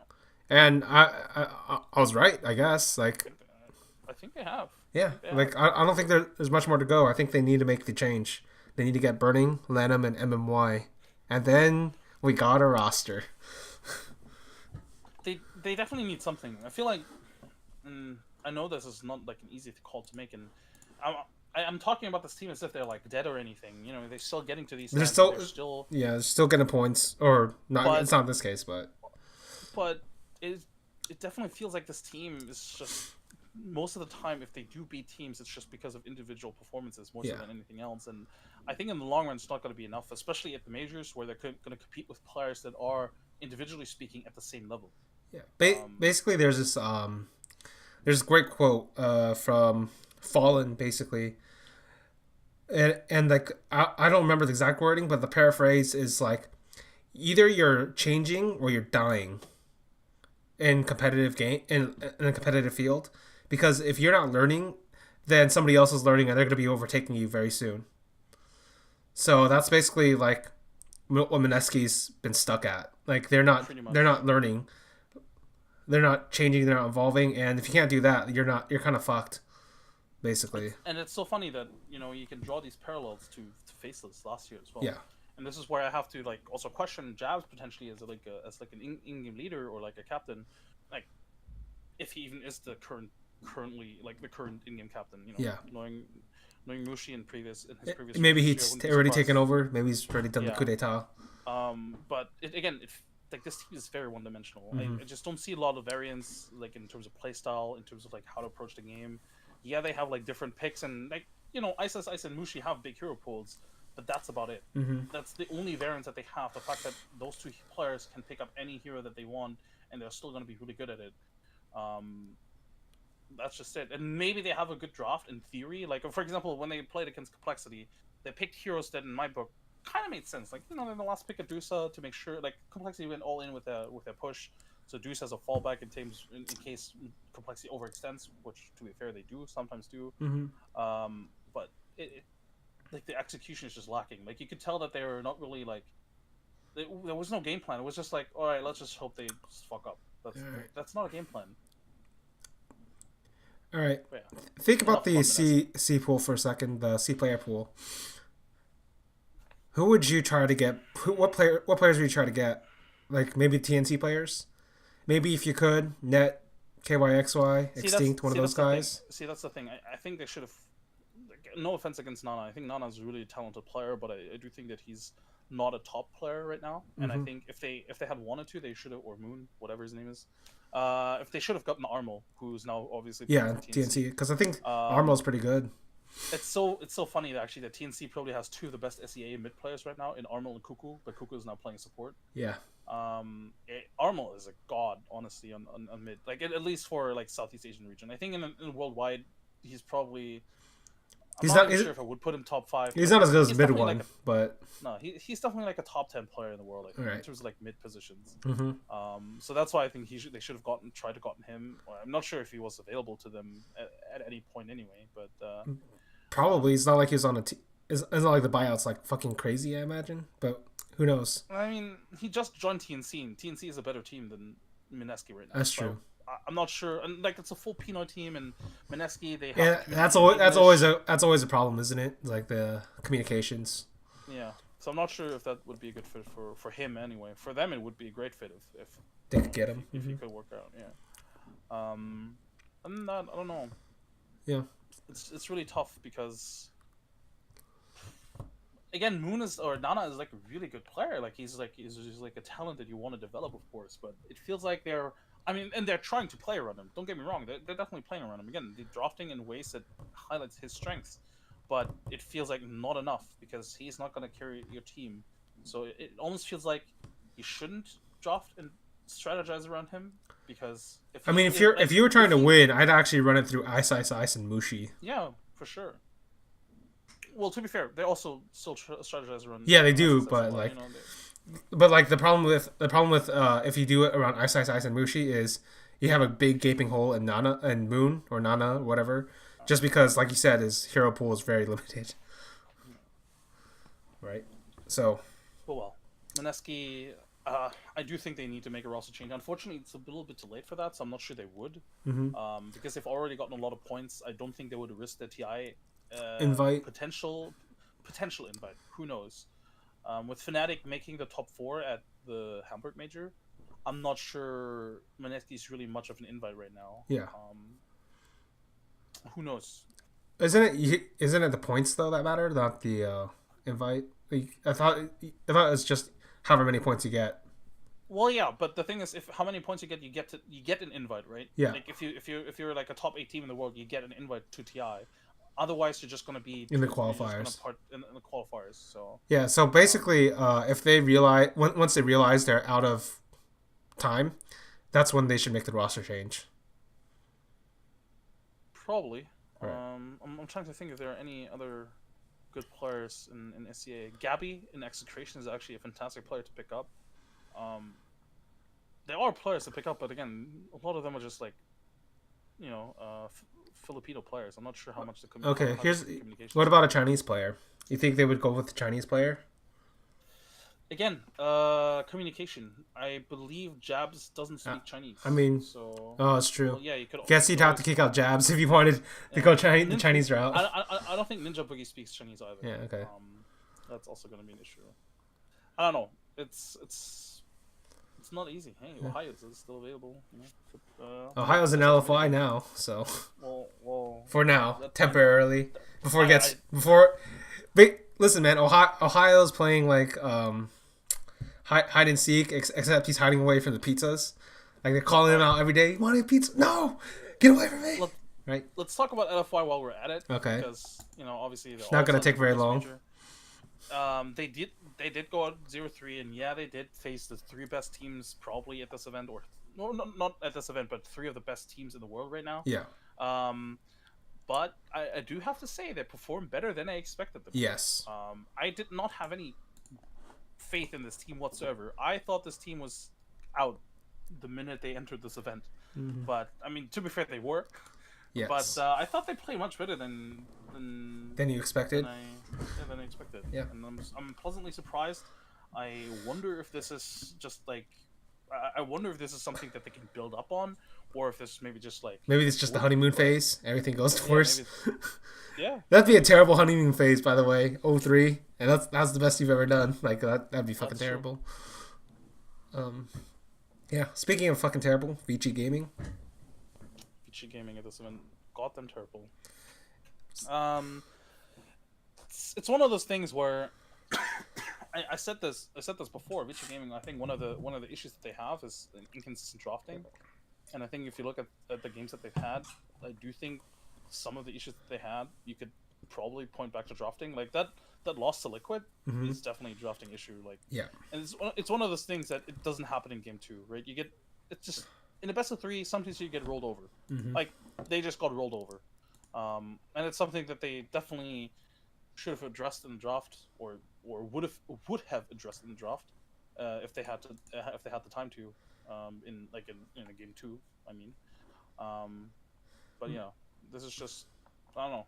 I'm not even saying that it was a bad draft from them. It's just something that it's just a little bit of an oversight. But greedy as well, going with the Underlord as a 3rd pick, and they just got caught. Sometimes you just get caught out. Like sometimes you just get Lifestealer Enchantress. Yeah, sometimes you just get spidered, broodmothered. Sometimes you get spidered. Yeah. Sometimes you get spidered. Sometimes yeah, basically, I've actually always believed this was the case where Dota 2 has to be like a best of 3 game. Like it's different from CS:GO in that I think you can get away with best of 1 more easily in CS:GO just with the way the game plays out. Now there's actually some like problems with the variants, so it's not nearly as good as like CS 1.6 or so I've been told. But at least it's better than like the Dota 2 variants in best of 1. That's my opinion. Unless you randomly get like an even draft, but even then that's like kind of dangerous, isn't it? So it is pretty dangerous. Yes. But yeah, also what I wanted to talk about is that Ori and Paparazzi. I've talked about them before, and I think they're like good players. I think they're probably the best 2 core, I think it's the best core duo that China has right now. In terms of individual skill, like at least their ceiling. Their ceiling, okay. I think it's the best, but right now it's probably still going to be SECC and what's his name, Mugi. U9 was a better name. U9 definitely was a better name. But in terms of ceiling, I think they're the best. But right now, one of their big issues still is like overextension. Like it's just like going super ham. Like in that game that they won against LFY, they could have and probably should have lost it actually, because Paparazzi and Ori are just overextending I don't want to use the effort too much, but they're overextending so often as these 2 cores, buying back and then dying back again. Yeah, it's just one of those things where VG Gaming, this is how you lose your games. Yeah, and it feels like, especially in this best of 1, this is where it's highlighted because there's so much more pressure. And watching Paparazzi play felt like watching the IGV Paparazzi play. The onliner. Yeah, the great onliner of 2017. Yes, yeah, I felt like you could. It felt like you could feel his nerves more so than his confidence. And when you watched him play at this event. Yeah. Granted, they had some really bad matchups. I think, or again, bad drafts. I think they had some unfavorable drafts. I don't know what the draft was against VGJ Thunder, by the way. That was just really stupid. But then against Pain Gaming, also they pick a Storm into like this very team fightish lineup, and Storm does really bad against team fights, and then they try to correct it with like the Wraith King, and I'm like, what the hell's happening here? I don't know. Yeah. Also, and this is another rant. Sorry, I'm going from rant to rant here. I've had this discussion with Scand. Scand is and we both pretty much agree that if they don't play a certain strategy, they're a much weaker team. Like at ASL Katowice, when they were really strong, one of the big reasons why they were so strong was because they played like a certain like strategy. They tried to go for objectives and tried to go for push. They had like Ori on Death Prophet, probably like or DK, pretty much like the super role kind of like type. Really worked really well. They got into the finals because of it. But the moment you don't draft that style, that's the moment where Vici Gaming kind of like feels very underwhelming. Especially, and that's my opinion anyway, especially when you put 11 on heroes that aren't like this aggressive type of initiators. When you see him play like Underlord, Omni Knight, Tidehunter, it feels like he doesn't know what to do with the hero. He's always out of position, like his tempo is really off, he doesn't group up with the team on time, he just walks in because he thinks he can walk in, but no, he has to be behind. And there's just so many things that he does wrong on these kind of heroes that I just feel like Vici Gaming, as good as they are, or like their ceiling is top 2 team in the world or top 4 team in the world, as good as they can be, their worst is this event right now, like getting eliminated in the goddamn group stage. Yeah. So they basically they don't really based off of what you're telling me, because I agree. Like their variance is pretty fucking crazy. Like I thought they'd be much more consistent than this. But this is why it's great to have so many events because I don't get tricked as easily. I won't get tricked as easily. But basically, the way I'm thinking of VG Gaming is I don't think they recognize their own strengths.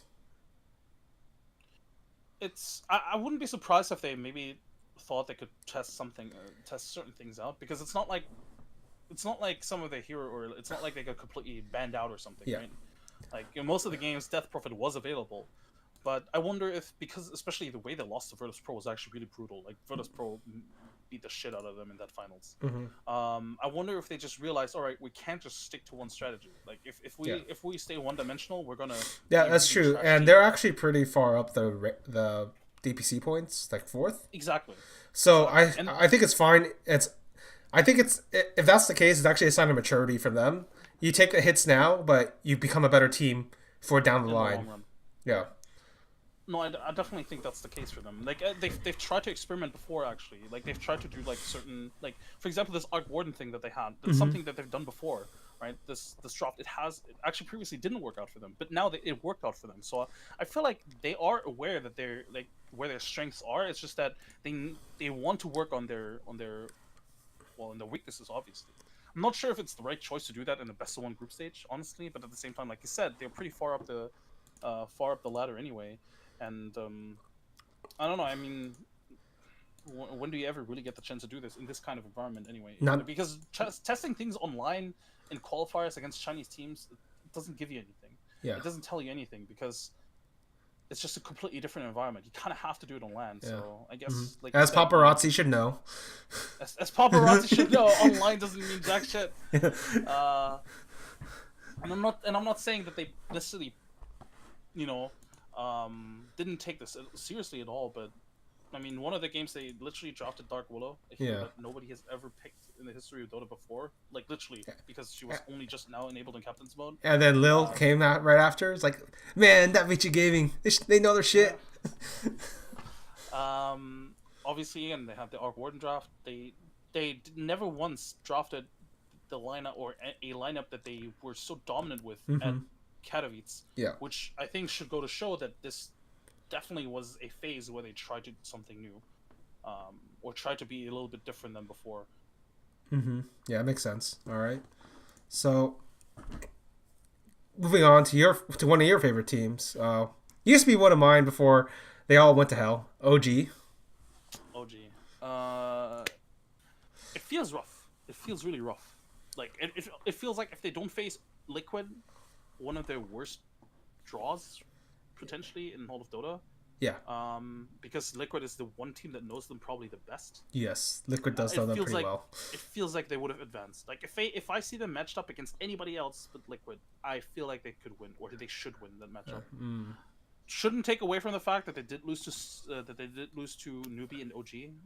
Against OG, I don't think they should have lost. Yeah. It's one of those, not only because Optic isn't necessarily like a better team, but also because I think draft. Wow. Let's not get too much into that. OG, I think, is just a really good team, but it just feels really bad right now for them. I don't think they're going to get enough points this season anymore to get a direct invite. No way. Of course, with Secret and Liquid probably already getting invited, there's no competition in Europe to take that slot away from them. And probably they're going to be 2 spots for Europe as well. Like, OG is in my book is 100% a TI unless something really bad happens and they like fall apart or whatever. Yeah. So for me, for them, obviously as a team they will want to win everything from here on out still, but for me, I would like to see them just try to get the best out of all the lands they are going to attend, just grow as a team and grow into like the fearsome opponent that we know them to be, because it feels really bad to see such a strong lineup. Like individually speaking, they have some of the best players in the world. Resolution, one of the best carries in the world. Do they? I actually think they only have like 3 of them. Well, isn't that already enough? That's pretty good. That's pretty good. I'll admit good, right? It's pretty good. You have Jerex, you have S4, and you have Resolution. I feel like that's like a winning sort of condition. And you have like a really good coach as well. Matt is like an exceptional coach. Like he's already proved himself. Like even though this roster isn't like doing as well, like he's already proved himself the other 2 years. Yeah, for sure. Or however long it was. But yeah, it must be a bit complicated for OG because they've been so good for so long. But you see, I feel like that's I feel like this is actually a really good phase for them too, because now they have to deal with loss. Because if you look at the first season, well, they've always dealt with loss at TI. Let's give them that. See, that's the thing though, right? Because you only lose at TI. It's like it's dealing with loss at TI is a very different experience from dealing with loss in general. Yeah. Or with losses, because I think because they were so like they went into TI as like such a winning team that they overreacted to losing at TI. I think they overreacted to losing at TI, and they did fall apart right? pretty bad in the game. I don't know outside of the game. Inside the game, they were fucking bad. Well, outside of, I mean, what, they changed 3 players. Yeah, I feel like that kind of shows you that they kind of fell apart as well. To be fair, they did make upgrades.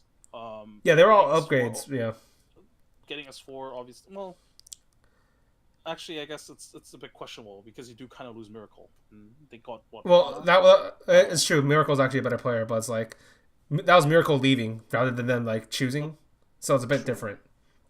But in general, I feel like if they deal with the loss now and like sort of like work through it and they get all of this experience, I think they're going to be a better contender at TI. Like if they had started winning everything again, I think they would have probably been I'm not sure. You would have put them in the exact same like position, or like much, yeah. Like they basically. Here's the thing about talking about TI though. Like TI is only happens once a year, so basically we're only judging them off of like 2 data sets, right? Like it's not very conclusive. Sure. But it's conclusive enough in the minds of a Dota player, I guess. So maybe dealing with loss will help them become stronger. Like, is there a good example I can think of? All right, so it's gonna be an obscure example because it's not the same situation. But basically, MVP loses to MMA at this is for StarCraft 2 in GSL 2011 November. And what basically MMA does in that series is he hard counters MVP. So basically he won the series before the series even started because he had predicted all of MVP's builds and then he had used the counter to beat all of them before MVP could get off the ground and they could play a macro game. And MVP takes this idea basically because he realizes at that point he realizes at that point he was no longer playing against a race. He was playing against a person, and that's what MMA basically teaches him. And so he uses that idea, then he like makes a bunch of miracle runs. And basically, what I'm getting at is, if you lose, when you lose, you actually have a much higher chance of learning, basically. And that's but the thing is, like OG has been losing for a while. Well, that's true. Well, technically they have, but at the same time they also haven't really. Because they haven't been to that many lands. Exactly. I feel like losing on LAN is a different experience than losing on LAN. And especially because they didn't really take the first like couple of months after TI really that serious. Like they were. Yeah, that's true. They didn't take it that serious. They were on long vacation, and they only like started like boot camping like very late into the season in comparison to other teams. So I feel like right now is really the only time where you could really say, all right, this is where they first experience like the first losses, right? This is where they but on the getting beaten. On the other hand, this was also like group stage best of 1. Maybe they will shrug it off. True. Maybe they will shrug it off. Who knows? But in general, I do think that this is going to be very important for them. Like, and they're going to be at more LAN events, of course. They've qualified for like 5 in a row or something, so there's going to be much more time for them to learn. And potentially even win. I mean, next one is I think a minor, like GSC Jakarta or something. Yeah, GSC. That one should be a pretty easy sweep for them. Actually, they're not even at that event for some reason. Oh yeah, they lost. Did they lose the final tribe? I wonder. Either way, actually, what's the next event? Dream League. Are they at Dream League? I want to say they should be, but who knows? Yes, they are going to be at Dream League. Okay, yeah. So that's not easy, but it's a smaller field. It's a smaller field, though. That's going to be. Oh, it's not going to be easy, but still. Yeah, because what if they run into Eternal Envy's brainchild, Eternal Envy? Odds are honestly they'll face like newbie or something. Yeah, probably. But yeah, that should be a good event. But yeah, we'll have to see, I guess, because like you said, like OG hasn't really gone too deep, and there's actually a lot of tournaments left in the calendar. Like I'm just looking at it, there's like 10 of them or something. We're definitely still gonna see the real OG sometime down the line for sure. Like this is a team that you think this is a team that's gonna bounce back for sure then? Because yes, I don't I don't think they're gonna be like as good as like as they were before. As they were before, not necessarily. Who knows? They have the potential to. All right, so give me. I definitely think that. Give me a. I definitely think it's going to be a team that's like consistently going to get out of group stages. Okay. All right, playoffs team. Okay. Yeah, it makes sense. That's not unreasonable. Okay. All right, and I guess we'll move on to a team that probably should have been in the playoffs. They actually had like. There's actually either game in the finals. Either game, Newbie against or Optic, a Complexity should have won. It's a team close to your heart. Cause listen, that's what's rough, man. My sleeping schedule is a bit whacked ever since 2 weeks ago when we had that Katowice and Star Ladder for right. CS:GO. So I happened to be awake for part of this, and what happened was like, my God, Complexity is beating the fucking shit out of Newbie. They're fucking 8K in like 10 minutes or some bullshit. I was like, okay, I'm gonna go to sleep because I feel a little bit tired. I want to fix my schedule, and I'm almost certain Complexity is gonna close this out. And I wake up, and then I see this tweet from Capitalist: the Complexity line now. The line where you don't fucking cross, but Complexity cross it every time. It's like, what the fuck happened here, Skim? So two things first. First of all, Complexity was kind of supposed to win the early game anyway. So yeah, that's the thing that I think a lot of people, when they evaluate this game especially, or like a lot of these games, they don't necessarily take into consideration like, oh, you threw like a 15K lead. Like, yeah, but guess what? Certain lineups are meant to take leads, right? Yeah, and some lineups like Newbies, for example, aren't meant to lead at all, or like they're like purposely for comebacks. Yeah, like Newbie has before. Like Newbie is probably one of the best teams when it comes to holding high ground. Yeah, I've talked to a couple of they're incredibly good at it. Actually, they're incredibly good at it. They have like a numerous like record of like comebacks in that scenario because they draft for this kind of stuff. They aren't necessarily the best laning stage team in the world at all. Probably not at all. That's actually why they lost TI. One of the reasons, I guess. Yeah, probably one of the opposites actually, that they're just not good in the laning stage and they don't like necessarily play around the laning stage much either.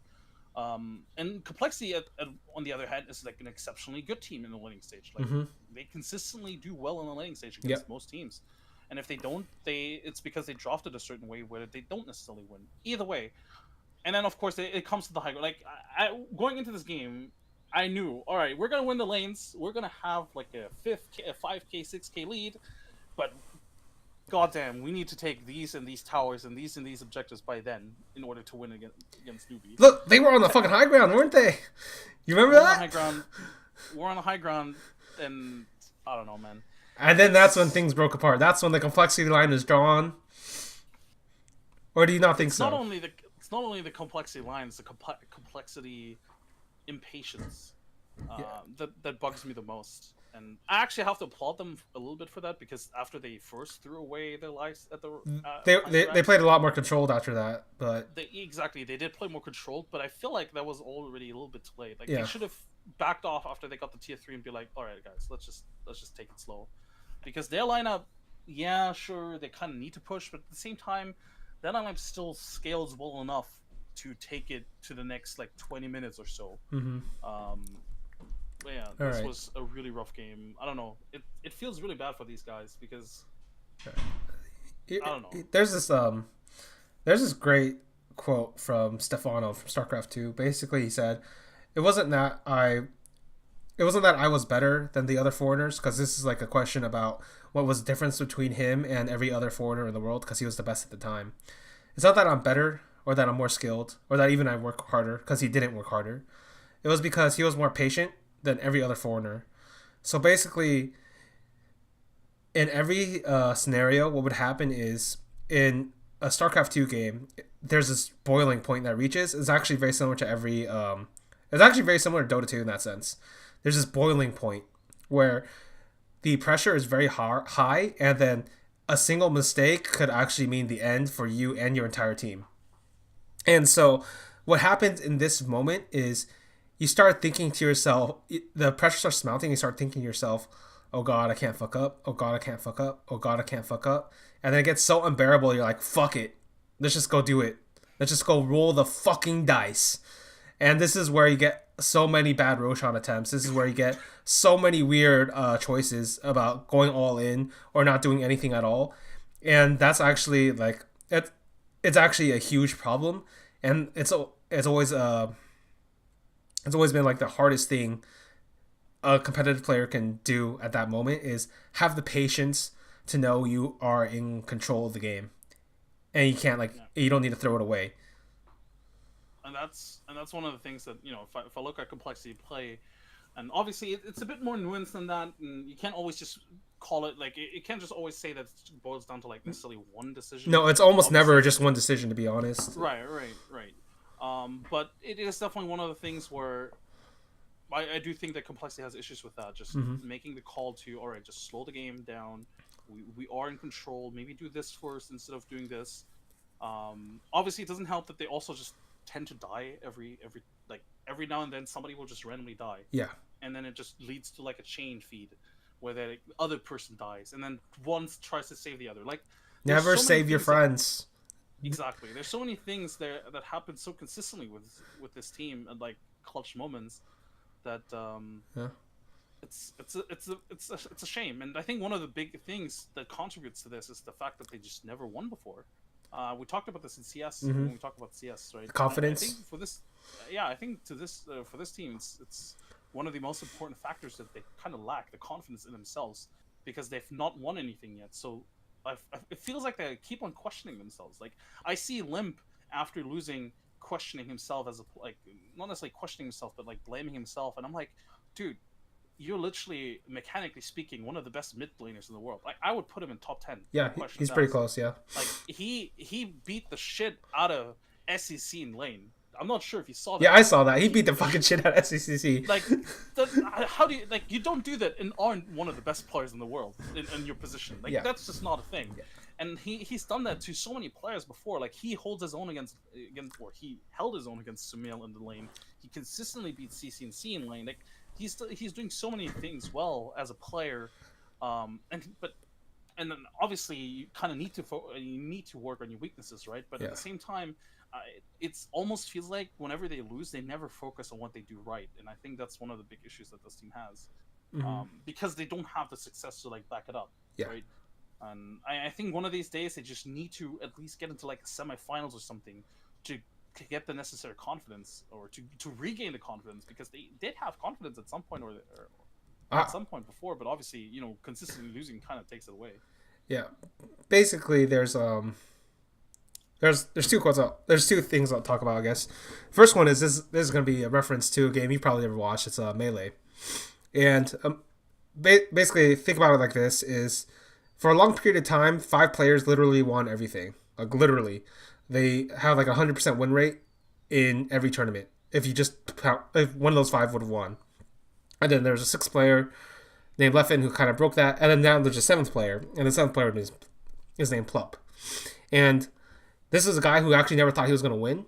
And then at some point, like, when he was just playing down in practice, like, and he was talking to Armada, who was like one of the original 5. He basically says something like, man, one day I'm going to be as good as you guys are, and then maybe I'll be able to finally win one. And then Armada just kind of looks at him for like a long period of time, like, but you're already as good as us. Like, what are you talking about? Right? And then that and then he actually does go on to become like the 7th guy to ever win, like, because it's the first 5 and then the 6th to 7th in the modern era. And so that's actually like one of the moments where he like breaks through. He's like, what? I am?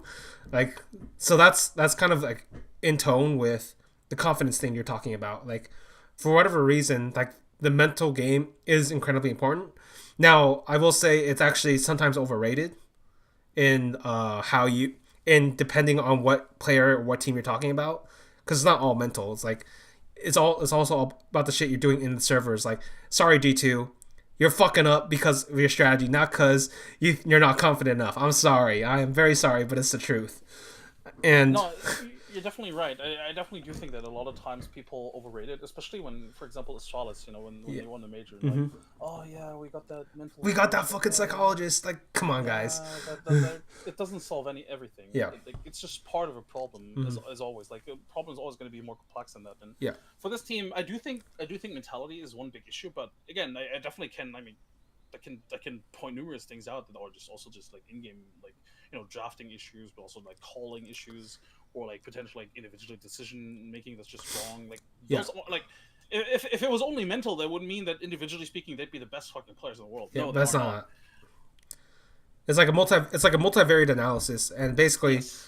that's why it's always going to be hard just to pinpoint one thing, unless you happen to have Smiths on your team. But that's a different problem. And so the other point I was going to get at is something actually Kyle said, Swindles, back in the day, where he basically said losing TI was super traumatic. So that's why they had to like break up the entire team with the old days, with like when Limp and Chessie were still in the team. It's basically because like they're fucking like veterans from like Vietnam and getting those PTSD flashbacks, like, oh god, not TI, just looking at Limp's face reminds me of TI, right? That kind of crazy shit. Pretty much. And so if you lose long enough, like at some point you really are gonna have to break up the team, just because like the mental hangups might just be too much. No, that's kind of what I'm afraid for this team, because this team's pretty good, to be honest, but it's like it's missing something. But also, let's be real here. Post TI, there's probably going to be like another shuffle again, and there's always going to be another shuffle. There's always going to be another shuffle. Like, I don't have any like unrealistic expectations of this team staying together for like ever or whatever. Mm-hmm.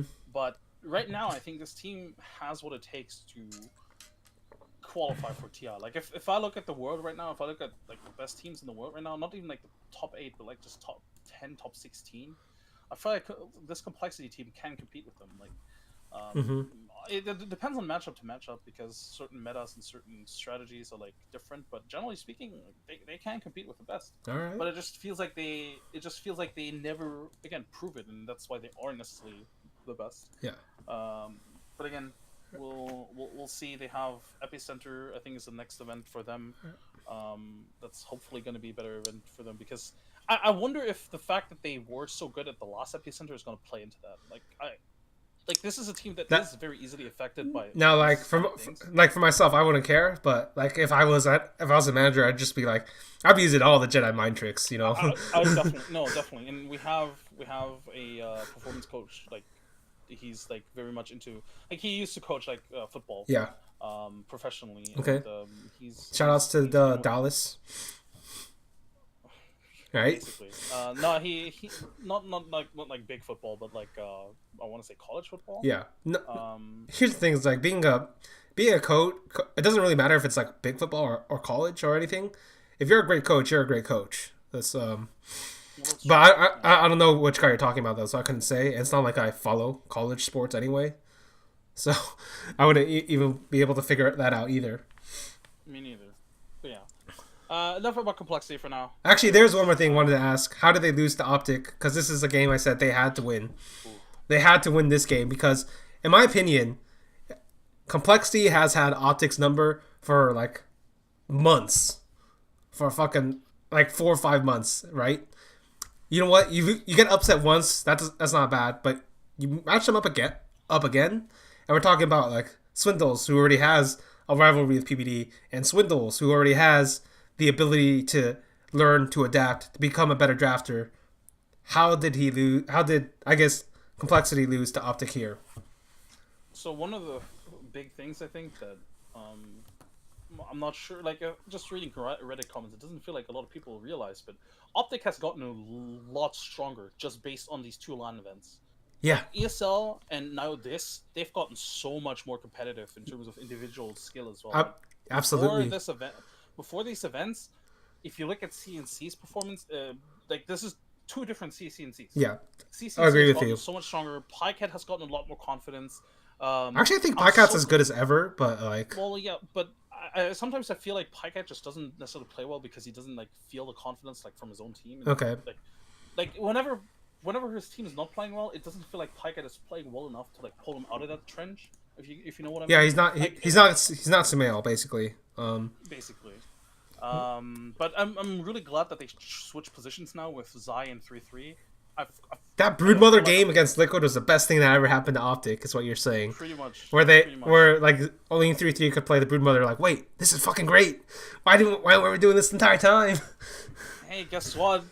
It almost feels like they never knew he was an offlaner, and then he just casually says, "Oh, I've played offlane before. I qualified to TI as an offlaner. Oh, I was probably one of the best upcoming players in the European region as an offlaner. How about you play me as an offlaner?" It's not that Zai is not a good offlaner. It's just that 3-3 is a fucking good offlaner, much better than he is as a 4 position. Yeah, basically the differential is like fucking massive. If you're talking about Zai's 4, 3-3's 4, and then they're off lanes. Yes. Like it's it's massive for the 4 position. And it also feels like 3-3's hero pool is much more adapt to the current meta. Uh-huh. If I see just his heroes, like him perform on like heroes like Tiny, Tide, Brood, whatever, it feels like it's much more in sync with what the actual meta currently needs in comparison to Zai's offlane, which Zai's always had like a little bit of a special offlane sort of like hero pool. Mm-hmm. Obviously, he does adapt to what's necessary, but it never feels like it always feels like his hero. I do think he was weaker outside of like his comfort zone. Yeah, which I guess is always going to be the case for everybody, really. But in the meta right now, I think 3-3 is a better offlaner, and I do think this is a totally this is a completely different Optic team. Yeah, and right now, I think this is the kind of the Optic team that we both sort of like expected when we saw the first lineup. When we saw the reunion. Yeah. I feel like this team right now, I'm not saying this is like a top 4 team, but I think this is a team that can work towards being a top 4 team. Yeah. Before like 2 weeks ago, I would have not said that Optic is even closer. Oh man, I believe that. I still stick by that statement I made like 8 months ago. I was like, Optic is gonna outperform EG. You heard it here first. Potentially, and the thing is, now you can actually see the potential in that team doing like outperforming EG. Yeah. Before, like 2 weeks ago, you couldn't. But yeah, so that's one of the things. Optic just being a much stronger team that they were online. And I think this is also why, and they have much more confidence. Like, yeah. I think they go into that game with a lot more confidence than Complexity potentially does. Yeah. Because Complexity go into that game losing against Newbie after like such a close game. Optic, yeah, they also lose against Secret after such a close game, but it feels like different losses where like Complexity lose against Newbie because they. I think if you're Complexity and you use it against Newbie, you probably think to yourself you lost because you're stupid. Yeah. Like it boils down. Whereas like when you lose the Secret, it's like, oh, I'll play. It's not as bad, right?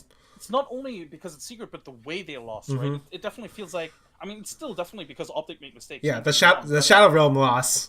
The Shadow Realm loss. Secret did some goddamn work, and like they had to work themselves into that victory. Whereas Newbie kind of was handed their own victory. Let's be real here. Yeah.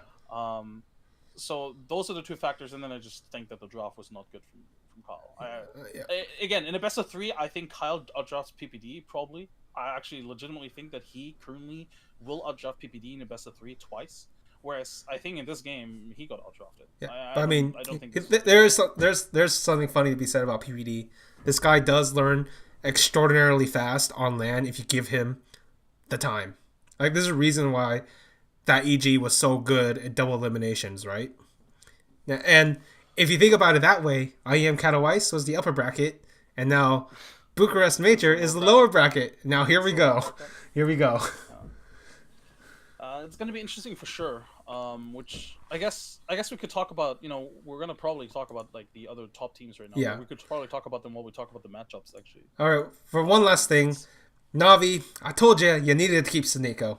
You needed to keep Suniko and Lil, or Suniko and Roger, but Lil and Roger was the mistake. I do think that LeBron.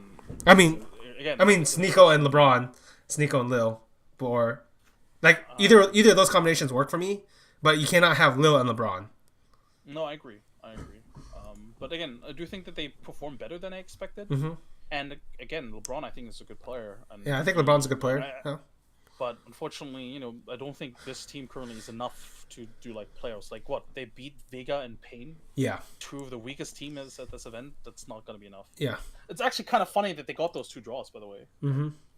Honestly, if you think about it, if you think about it, that's kind of messed up. If you think about it, like for complexity, it probably would have been better not to win against Liquid. Yeah, it's actually true.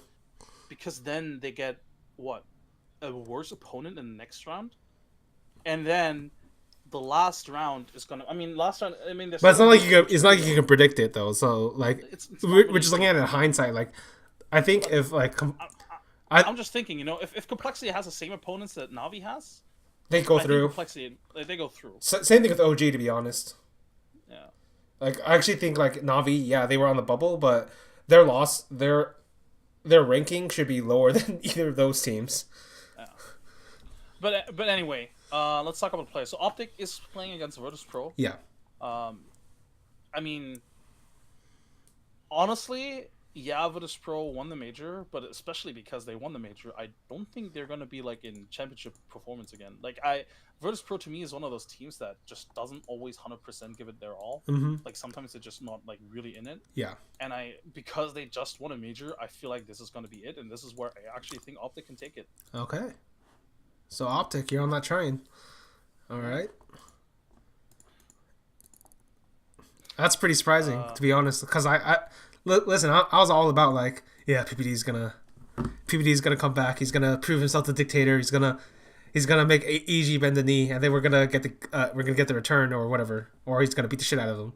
But I do think VP is like one of the best teams in the world. So like you do have a point about them going hot and cold, but it's not like I can predict when they're gonna go hot and cold. Well, that's true. So it's like, given the fact that I can't predict that, I still have to go with VP. But prove me wrong, prove me wrong, PPD. Bring that title home, and then rub it in RTZ's face. See how that goes. I mean, definitely like on a hot or not even like a hot streak, but like on a more than 50% kind of like day, Virtus Pro will likely beat Optic. Yeah. But again, it doesn't really feel like. And because Optic also won their first game against Virtus Pro, actually, yeah, it does feel like this Optic right now is like on a hot streak, and they're like really at it. Whereas Virtus Pro's like, and then I mean, we did just win the major. And then the thing is like, it's not like a normal loss, because when I mean by a normal loss is, you know how people use the GSL format, mm-hmm. And basically there's a famous thing where like the guy who loses the first round, but then comes back to the consolation round and plays the same guy, goes out because he learned more from the loss. Basically, like that's not going to apply here because it was the best of one. It was the best of one. Yeah. So it's not like Virtus Pro is going to gain that much more information off of Optic in that direct head-to-head matchup. So it's a bit more complicated than that. That's a caveat there. So all right, you have Optic.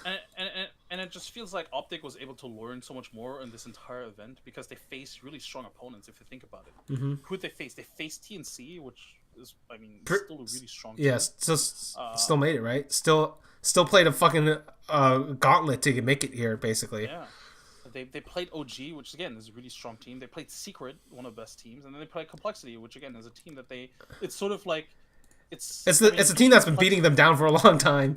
Right. Exactly. And then Virtus Pro, if you think about it, who did they beat? LFY, which, yeah, they put up a strong performance, but effectively still went out to 0-3. They beat Navi, who they've always beaten. So in that sense, that victory doesn't mean anything to them. It actually does mean something. It means that you see the Pasha tweets like, "Fuck Lil." You heard me, Lil? Fuck you. So it meant something. It meant something. It definitely meant something, but more emotional more so than anything. Yeah. And then they beat TNC, which I guess, yeah, that's pretty good. That's a good win for them, and I feel like the only really like takeaway for them. Oh yeah, we beat TNC. Yeah. And then I guess the loss from Optic, but it's really up in the air how much they're really going to take away from that. Yeah, so. It's like, oh, we still made it through, right?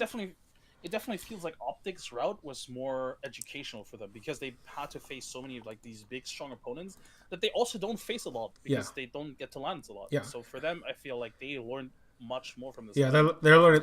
Like I said, they got knocked down from the upper bracket at Katowice, and now this is their lower bracket run. Yeah.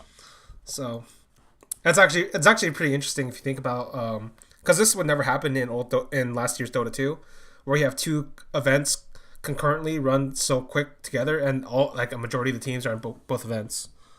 Yeah. So that's an interesting point. Oh, by the way, that is actually something worth pointing out that Newbie and Vici Gaming had to fly back after Katowice to China. play online qualifiers. Oh, Yeah, to China to play online qualifiers, and then they flew back to Europe. that's So fucking crazy. they've actually been on a really crazy schedule. So Newbie actually going through here, kind of More impressive than it looks. Definitely more impressive than it looks. Again, they did face what Vega Squadron. Yeah. And then they played Complexity. OG, EG. Lost to EG though, pretty handedly. Pretty handily indeed. Speaking of EG, yeah. EG versus Liquid, that should be a good match. You think so? I think Liquid's gonna stomp them again, unless they give RTZ Morphling or something. See, even then though, I do think that Liquid is. I wouldn't be surprised if there's going to be one game in that best of 3 where Liquid is absolutely going to crush them in like 20-25 minutes. Yeah. Because EG, like we pointed out, like I want to say last time we did the show, is not a good early game team. Yeah. Or rather, they rely a lot on their early game. But they don't necessarily. I don't really think they're like a really strong early game team. Even though they kind of rely on the early game. No, like they can kind of win early game, but they don't really know what to do with it. I guess. Yeah. That's kind of what I feel with them sometimes. Like I basically I've said this multiple times, but like PBD was their answer. They're just like they just refuse to take the answer, and so they're kind of like fucked in that way. It's also why I don't think Artesia at all is unlucky. He's like, come on, you had the choice. You had the choice. That said, Liquid did or does look a little bit weaker this event. Mm-hmm. But at the same time, those are best of ones. Yeah. I feel like people are potentially overrating the best of ones here a little bit. Best of ones are always overrated. Like I've literally seen comments about like, oh, is the TI curse gonna hit them after all? You know, it's still best of one. Like this is a team that like it's super annoying, can't right? beat anybody. No, this team's like this team. Team Liquid's like worst day is still like playoff semifinals basically. That's basically what we've seen from this Liquid. Their worst day is like semifinals. Pretty much. Yeah. So I still have them. You still have Liquid, right? Like I think Liquid's gonna go through. All right. And now here's an interesting point because I don't think we're gonna do this in between the semifinals and the finals. Liquid versus your Optic Gaming. Who do you think has it? Probably still Liquid. Yeah. I think one of the big issues I have with Optic in general, and I think this is what we're gonna see this like if they do go through here, like if they do go through Virtus Pro, I think one of the issues I still have with them is still individual performances actually. Mm-hmm. I don't necessarily think that strategy has been their issue, but I think individual performances more so than anything. Yeah. Especially in the mid lane, like CCNC, I did say that he has been like really iffy before the last two events. Yeah, he's been super iffy, and like yeah, he has stepped it up, and yeah, he's like improving, and like they're improving across the board. But it's a miracle on the other side, mate. It's like exactly, it's a miracle on the other side, and Matoma Man on the other side. Matoma Man is or it could be Matoma Man on the other side, or it could be Mind Control on the other side. It's like you got some problems here. Yeah, I don't know. It's I think the further you go, and this is why I think they should count themselves lucky that they're not up against Secret. Because I think if you're put mid 1 against CCNC mid, you're gonna lose the game so hard. Mm-hmm. Like mid 1 is one of the guys that completely like he's Sumail level crushing, like completely crushing you, but outplaying you like 1v3 or something, right? Like that's the kind of level that we're looking at. And the CCNC, we're currently looking at the level of, yeah, I'm still trying to be actually like decent enough or like good enough, like to be compete in the first place. And he has the skill. Don't get me wrong.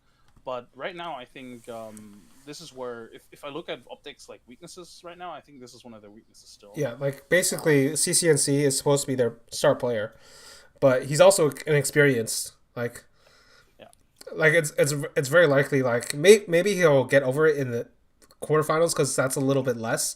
But the semifinals against Liquid, presumably, I don't think he's gonna have what it takes. I don't think so. I always bet against the rookie until they prove me wrong. Basically, I always bet against the rookie. You're always gonna come out on top overall if you keep doing that. So, and then in my case, I had Virtus Pro, but I still think Liquid will move on. Like I think Virtus Pro is great and all, but for whatever reason, I still think Liquid is the better team, and they're probably due for one at this point. That's my reasoning, anyway. They probably are, and I think Kuro is like the kind of guy that's hungry enough to definitely want to have a title sometime soon, and be very unhappy with not like having a title for like the last what 4, 5, 6 events or something. Yeah. So I definitely think this is one of the events which they definitely want to win. But who knows? Yeah. Then we have Newbie versus Secret. Newbie versus Secret. That's a tough one. I still think it's Secret though. I think Secret is consistently the better team than Newbie. Yeah. Like. I don't know. Yeah. I obviously they did lose against Newbie in what, like Genting or something. Yeah, I think so. But that was before Chinese New Year's. This is after Chinese New Year's. That was before Chinese New Year. Yeah. It's a bit of a shame for Secret that they didn't get that they had like what Liquid as a draw at ESL 1. Yeah, I think that's what it was.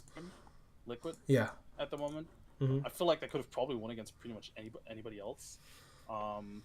Perhaps even Virtus Pro. Maybe not necessarily Virtus Pro. Maybe not Virtus Pro. Like I feel like Virtus Pro like matches decently against Secret. Yeah. But like, you know, if I just look at the semifinals of like ESL, it's like Vici Game and Fnatic. I think to myself, Secret wins against both of them. And at this event, well, maybe not against Fnatic. You never know with Eternal Envy. Well, yeah, Eternal Envy. Eternal Envy is gonna Eternal Envy, so.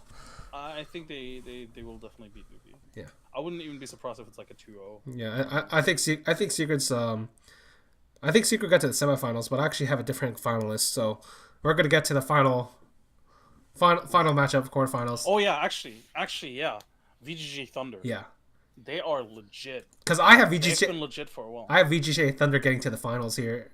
Yeah, same.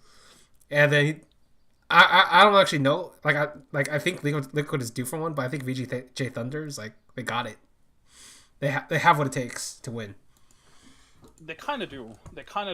One of my biggest, I guess, always issues with VGJ Thunder is I don't want to believe in Sylar at all.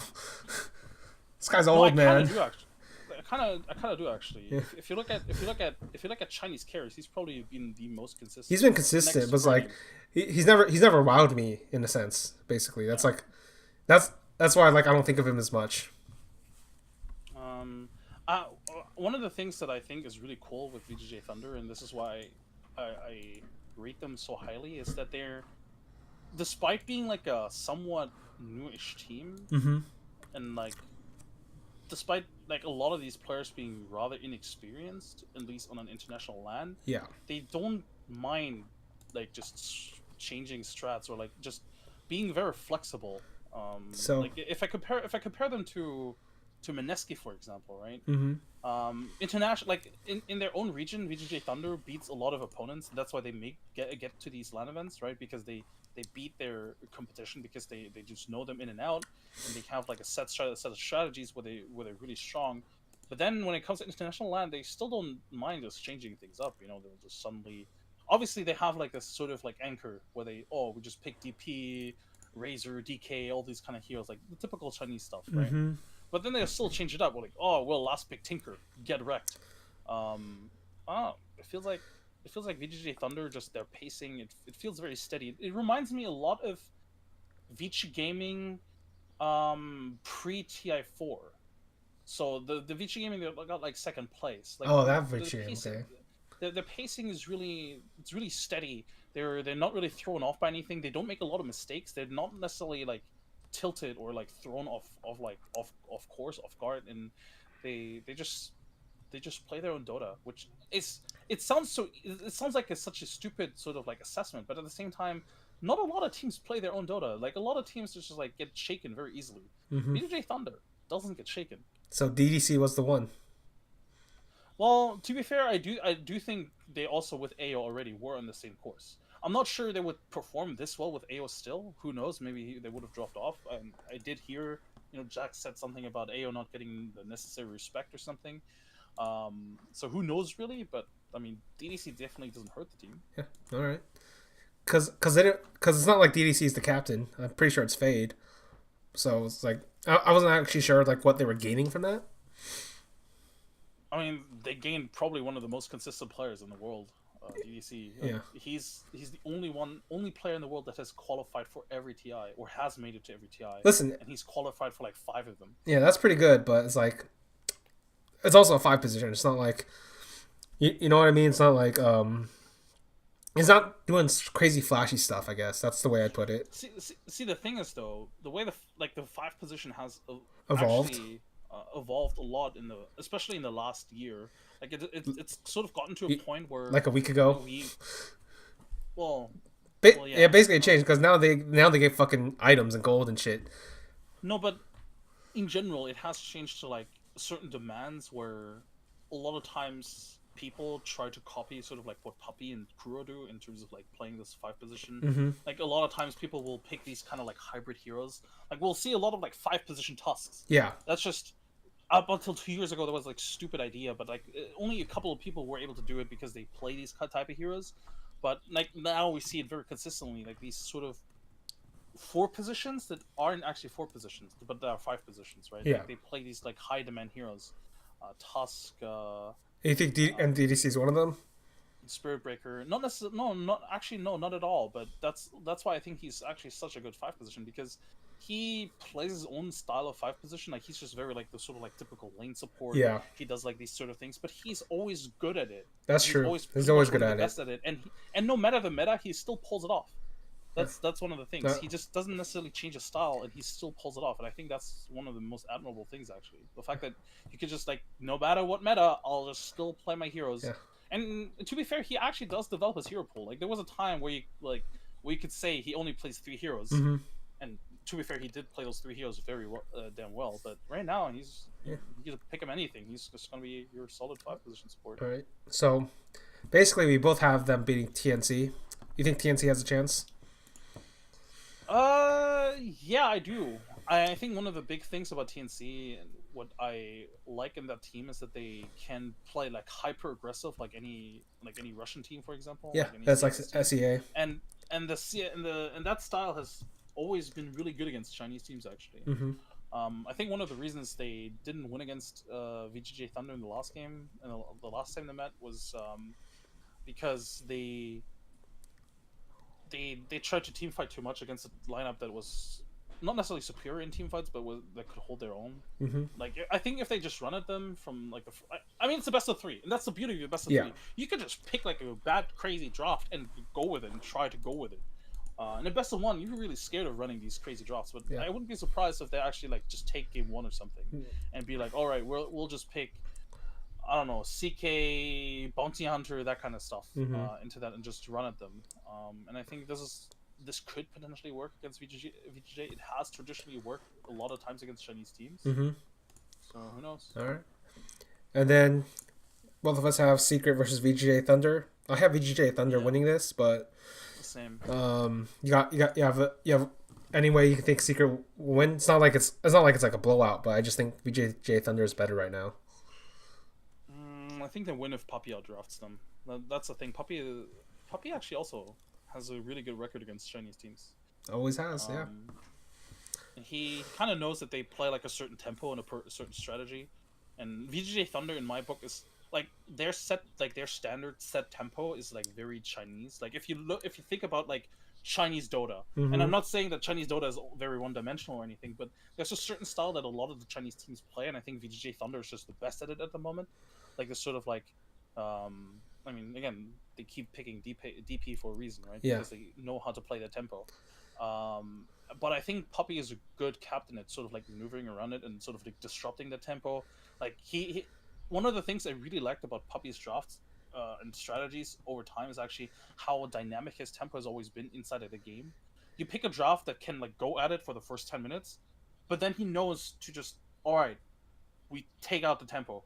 10 minutes now, we don't do shit. We just make sure we get those items. We give them the time. Let them run around in circles, try and pick us off, or trying to like counter us. We're just gonna take out the tempo and just gonna do this. And I thought that he's always been pretty good at it. Mm-hmm. So I think this is where they can beat VGJ Thunder. All right. Now VGJ Thunder versus Liquid in this potential theoretical finals. Who do you have? Probably Liquid. Yeah, I have Liquid also. Is it a best of 5 finals? It is a best of 5 finals. Probably. Dota 2 is pretty famous for those. Yeah, it is. Beating Kuro, beating Liquid in 3 games in a row, or like that's too hard, isn't it? It's too hard. Like you have to be a very specific type of team to do that, and I don't think for all the things I said about VGJ Thunder being good, basically just saying they're really good. I think Fade's fucking awesome, but even with all that said, like it's pretty hard order to do it. I think Newbie did it though. Didn't Newbie do it basically? What? Beat them? Beat Liquid in a best of 5. So I guess it's possible, but it's not likely. When? ESL Genting. Was that a best of 5? That was a best of 5, dude. Was it actually a best of 5? Damn. It actually was, yeah. No. Yeah, so it's like it's not impossible, but it's like very hard to do. I guess it's not impossible, yeah, but it's still very difficult. Yeah. Yeah, I don't know. It's I still think it's a very tall order. Mm-hmm. I can't even remember the time. It would be much easier to beat him in best of 3. To be. I honestly just looked at the best of 5 and was like, was this actually this year? I legitimately can't remember this. Yeah, man. It was it was some amount of revenge for SECC. As he looked onto the darkness brooding about TI. Yes. Making sure he doesn't turn into the next Joker or something. He's a Batman or Joker. All right. So I think that about covers it for everything we wanted to talk about. Yeah. Any shout outs? Back to 2-hour shows, man. Yeah, back to 2-hour shows. No, it was a lot of fun. I don't know. Shout out to Complexity. Make sure to watch Cold POV. Actually, we released another Cold POV yesterday, which covers the exit from ESL 1. So if you want to see a little bit of emotional, not necessarily distress, but you know, like I'm actually not sure how much we showed. I don't know. I think actually. Oh, I did watch one of them recently. It was actually a very good insight, but very strange. Basically, like everybody's stuck in a loop. Yeah, effectively. Yeah. No, there's some good pieces and sound bites where he talks about drafting things, and yeah. I think more so than anything, it's just really cool to see sort of like the dynamic of a team, how they talk to one another and how they interact with one another, and as a content creator, that's always something I've wanted out of teams. Like, even if, like, I'm even gonna call out, like, for example, EG, they also do a good job at showing like showing their players and showing off their players. So like basically think about it this way. I guess this is a side tangent. Gambit, when they won that PGL Krakow major, they were losing every fucking scrim. Now, wouldn't that have been a sick story to watch? That would have been a sick story to watch. Or that's why I think these teams need more like sort of like coverage. Like, imagine watching Newbie getting to fist fights and then winning TI. Yeah, exactly. Imagine watching that, or you know, the whole EG story at TI5. Yeah, I thought that would have been. I think that would have been a cool story to watch. Mm-hmm. No, I'm sure they've had some great stuff to talk about, like especially regarding CDC and that kind of stuff. Yeah. I don't know. I think there are a lot of cool moments in history that would have been cool to sort of like watch from behind the scenes. Yeah, for sure. Mm-hmm. All right. For my shout out, apparently MVP was streaming, and it's finally been revealed exactly what his injuries were. So basically, this guy had at the end of 2011 into 2012, he had 5 slip discs in his spine, 2 of them in his neck, 3 of them in his spine. Still got into 2 GSL finals. So come at me and complain about jet lag again. How dare you? How do you even sit like that? Holy shit. Yeah. So there it is, the greatest of all time, StarCraft 2. All right.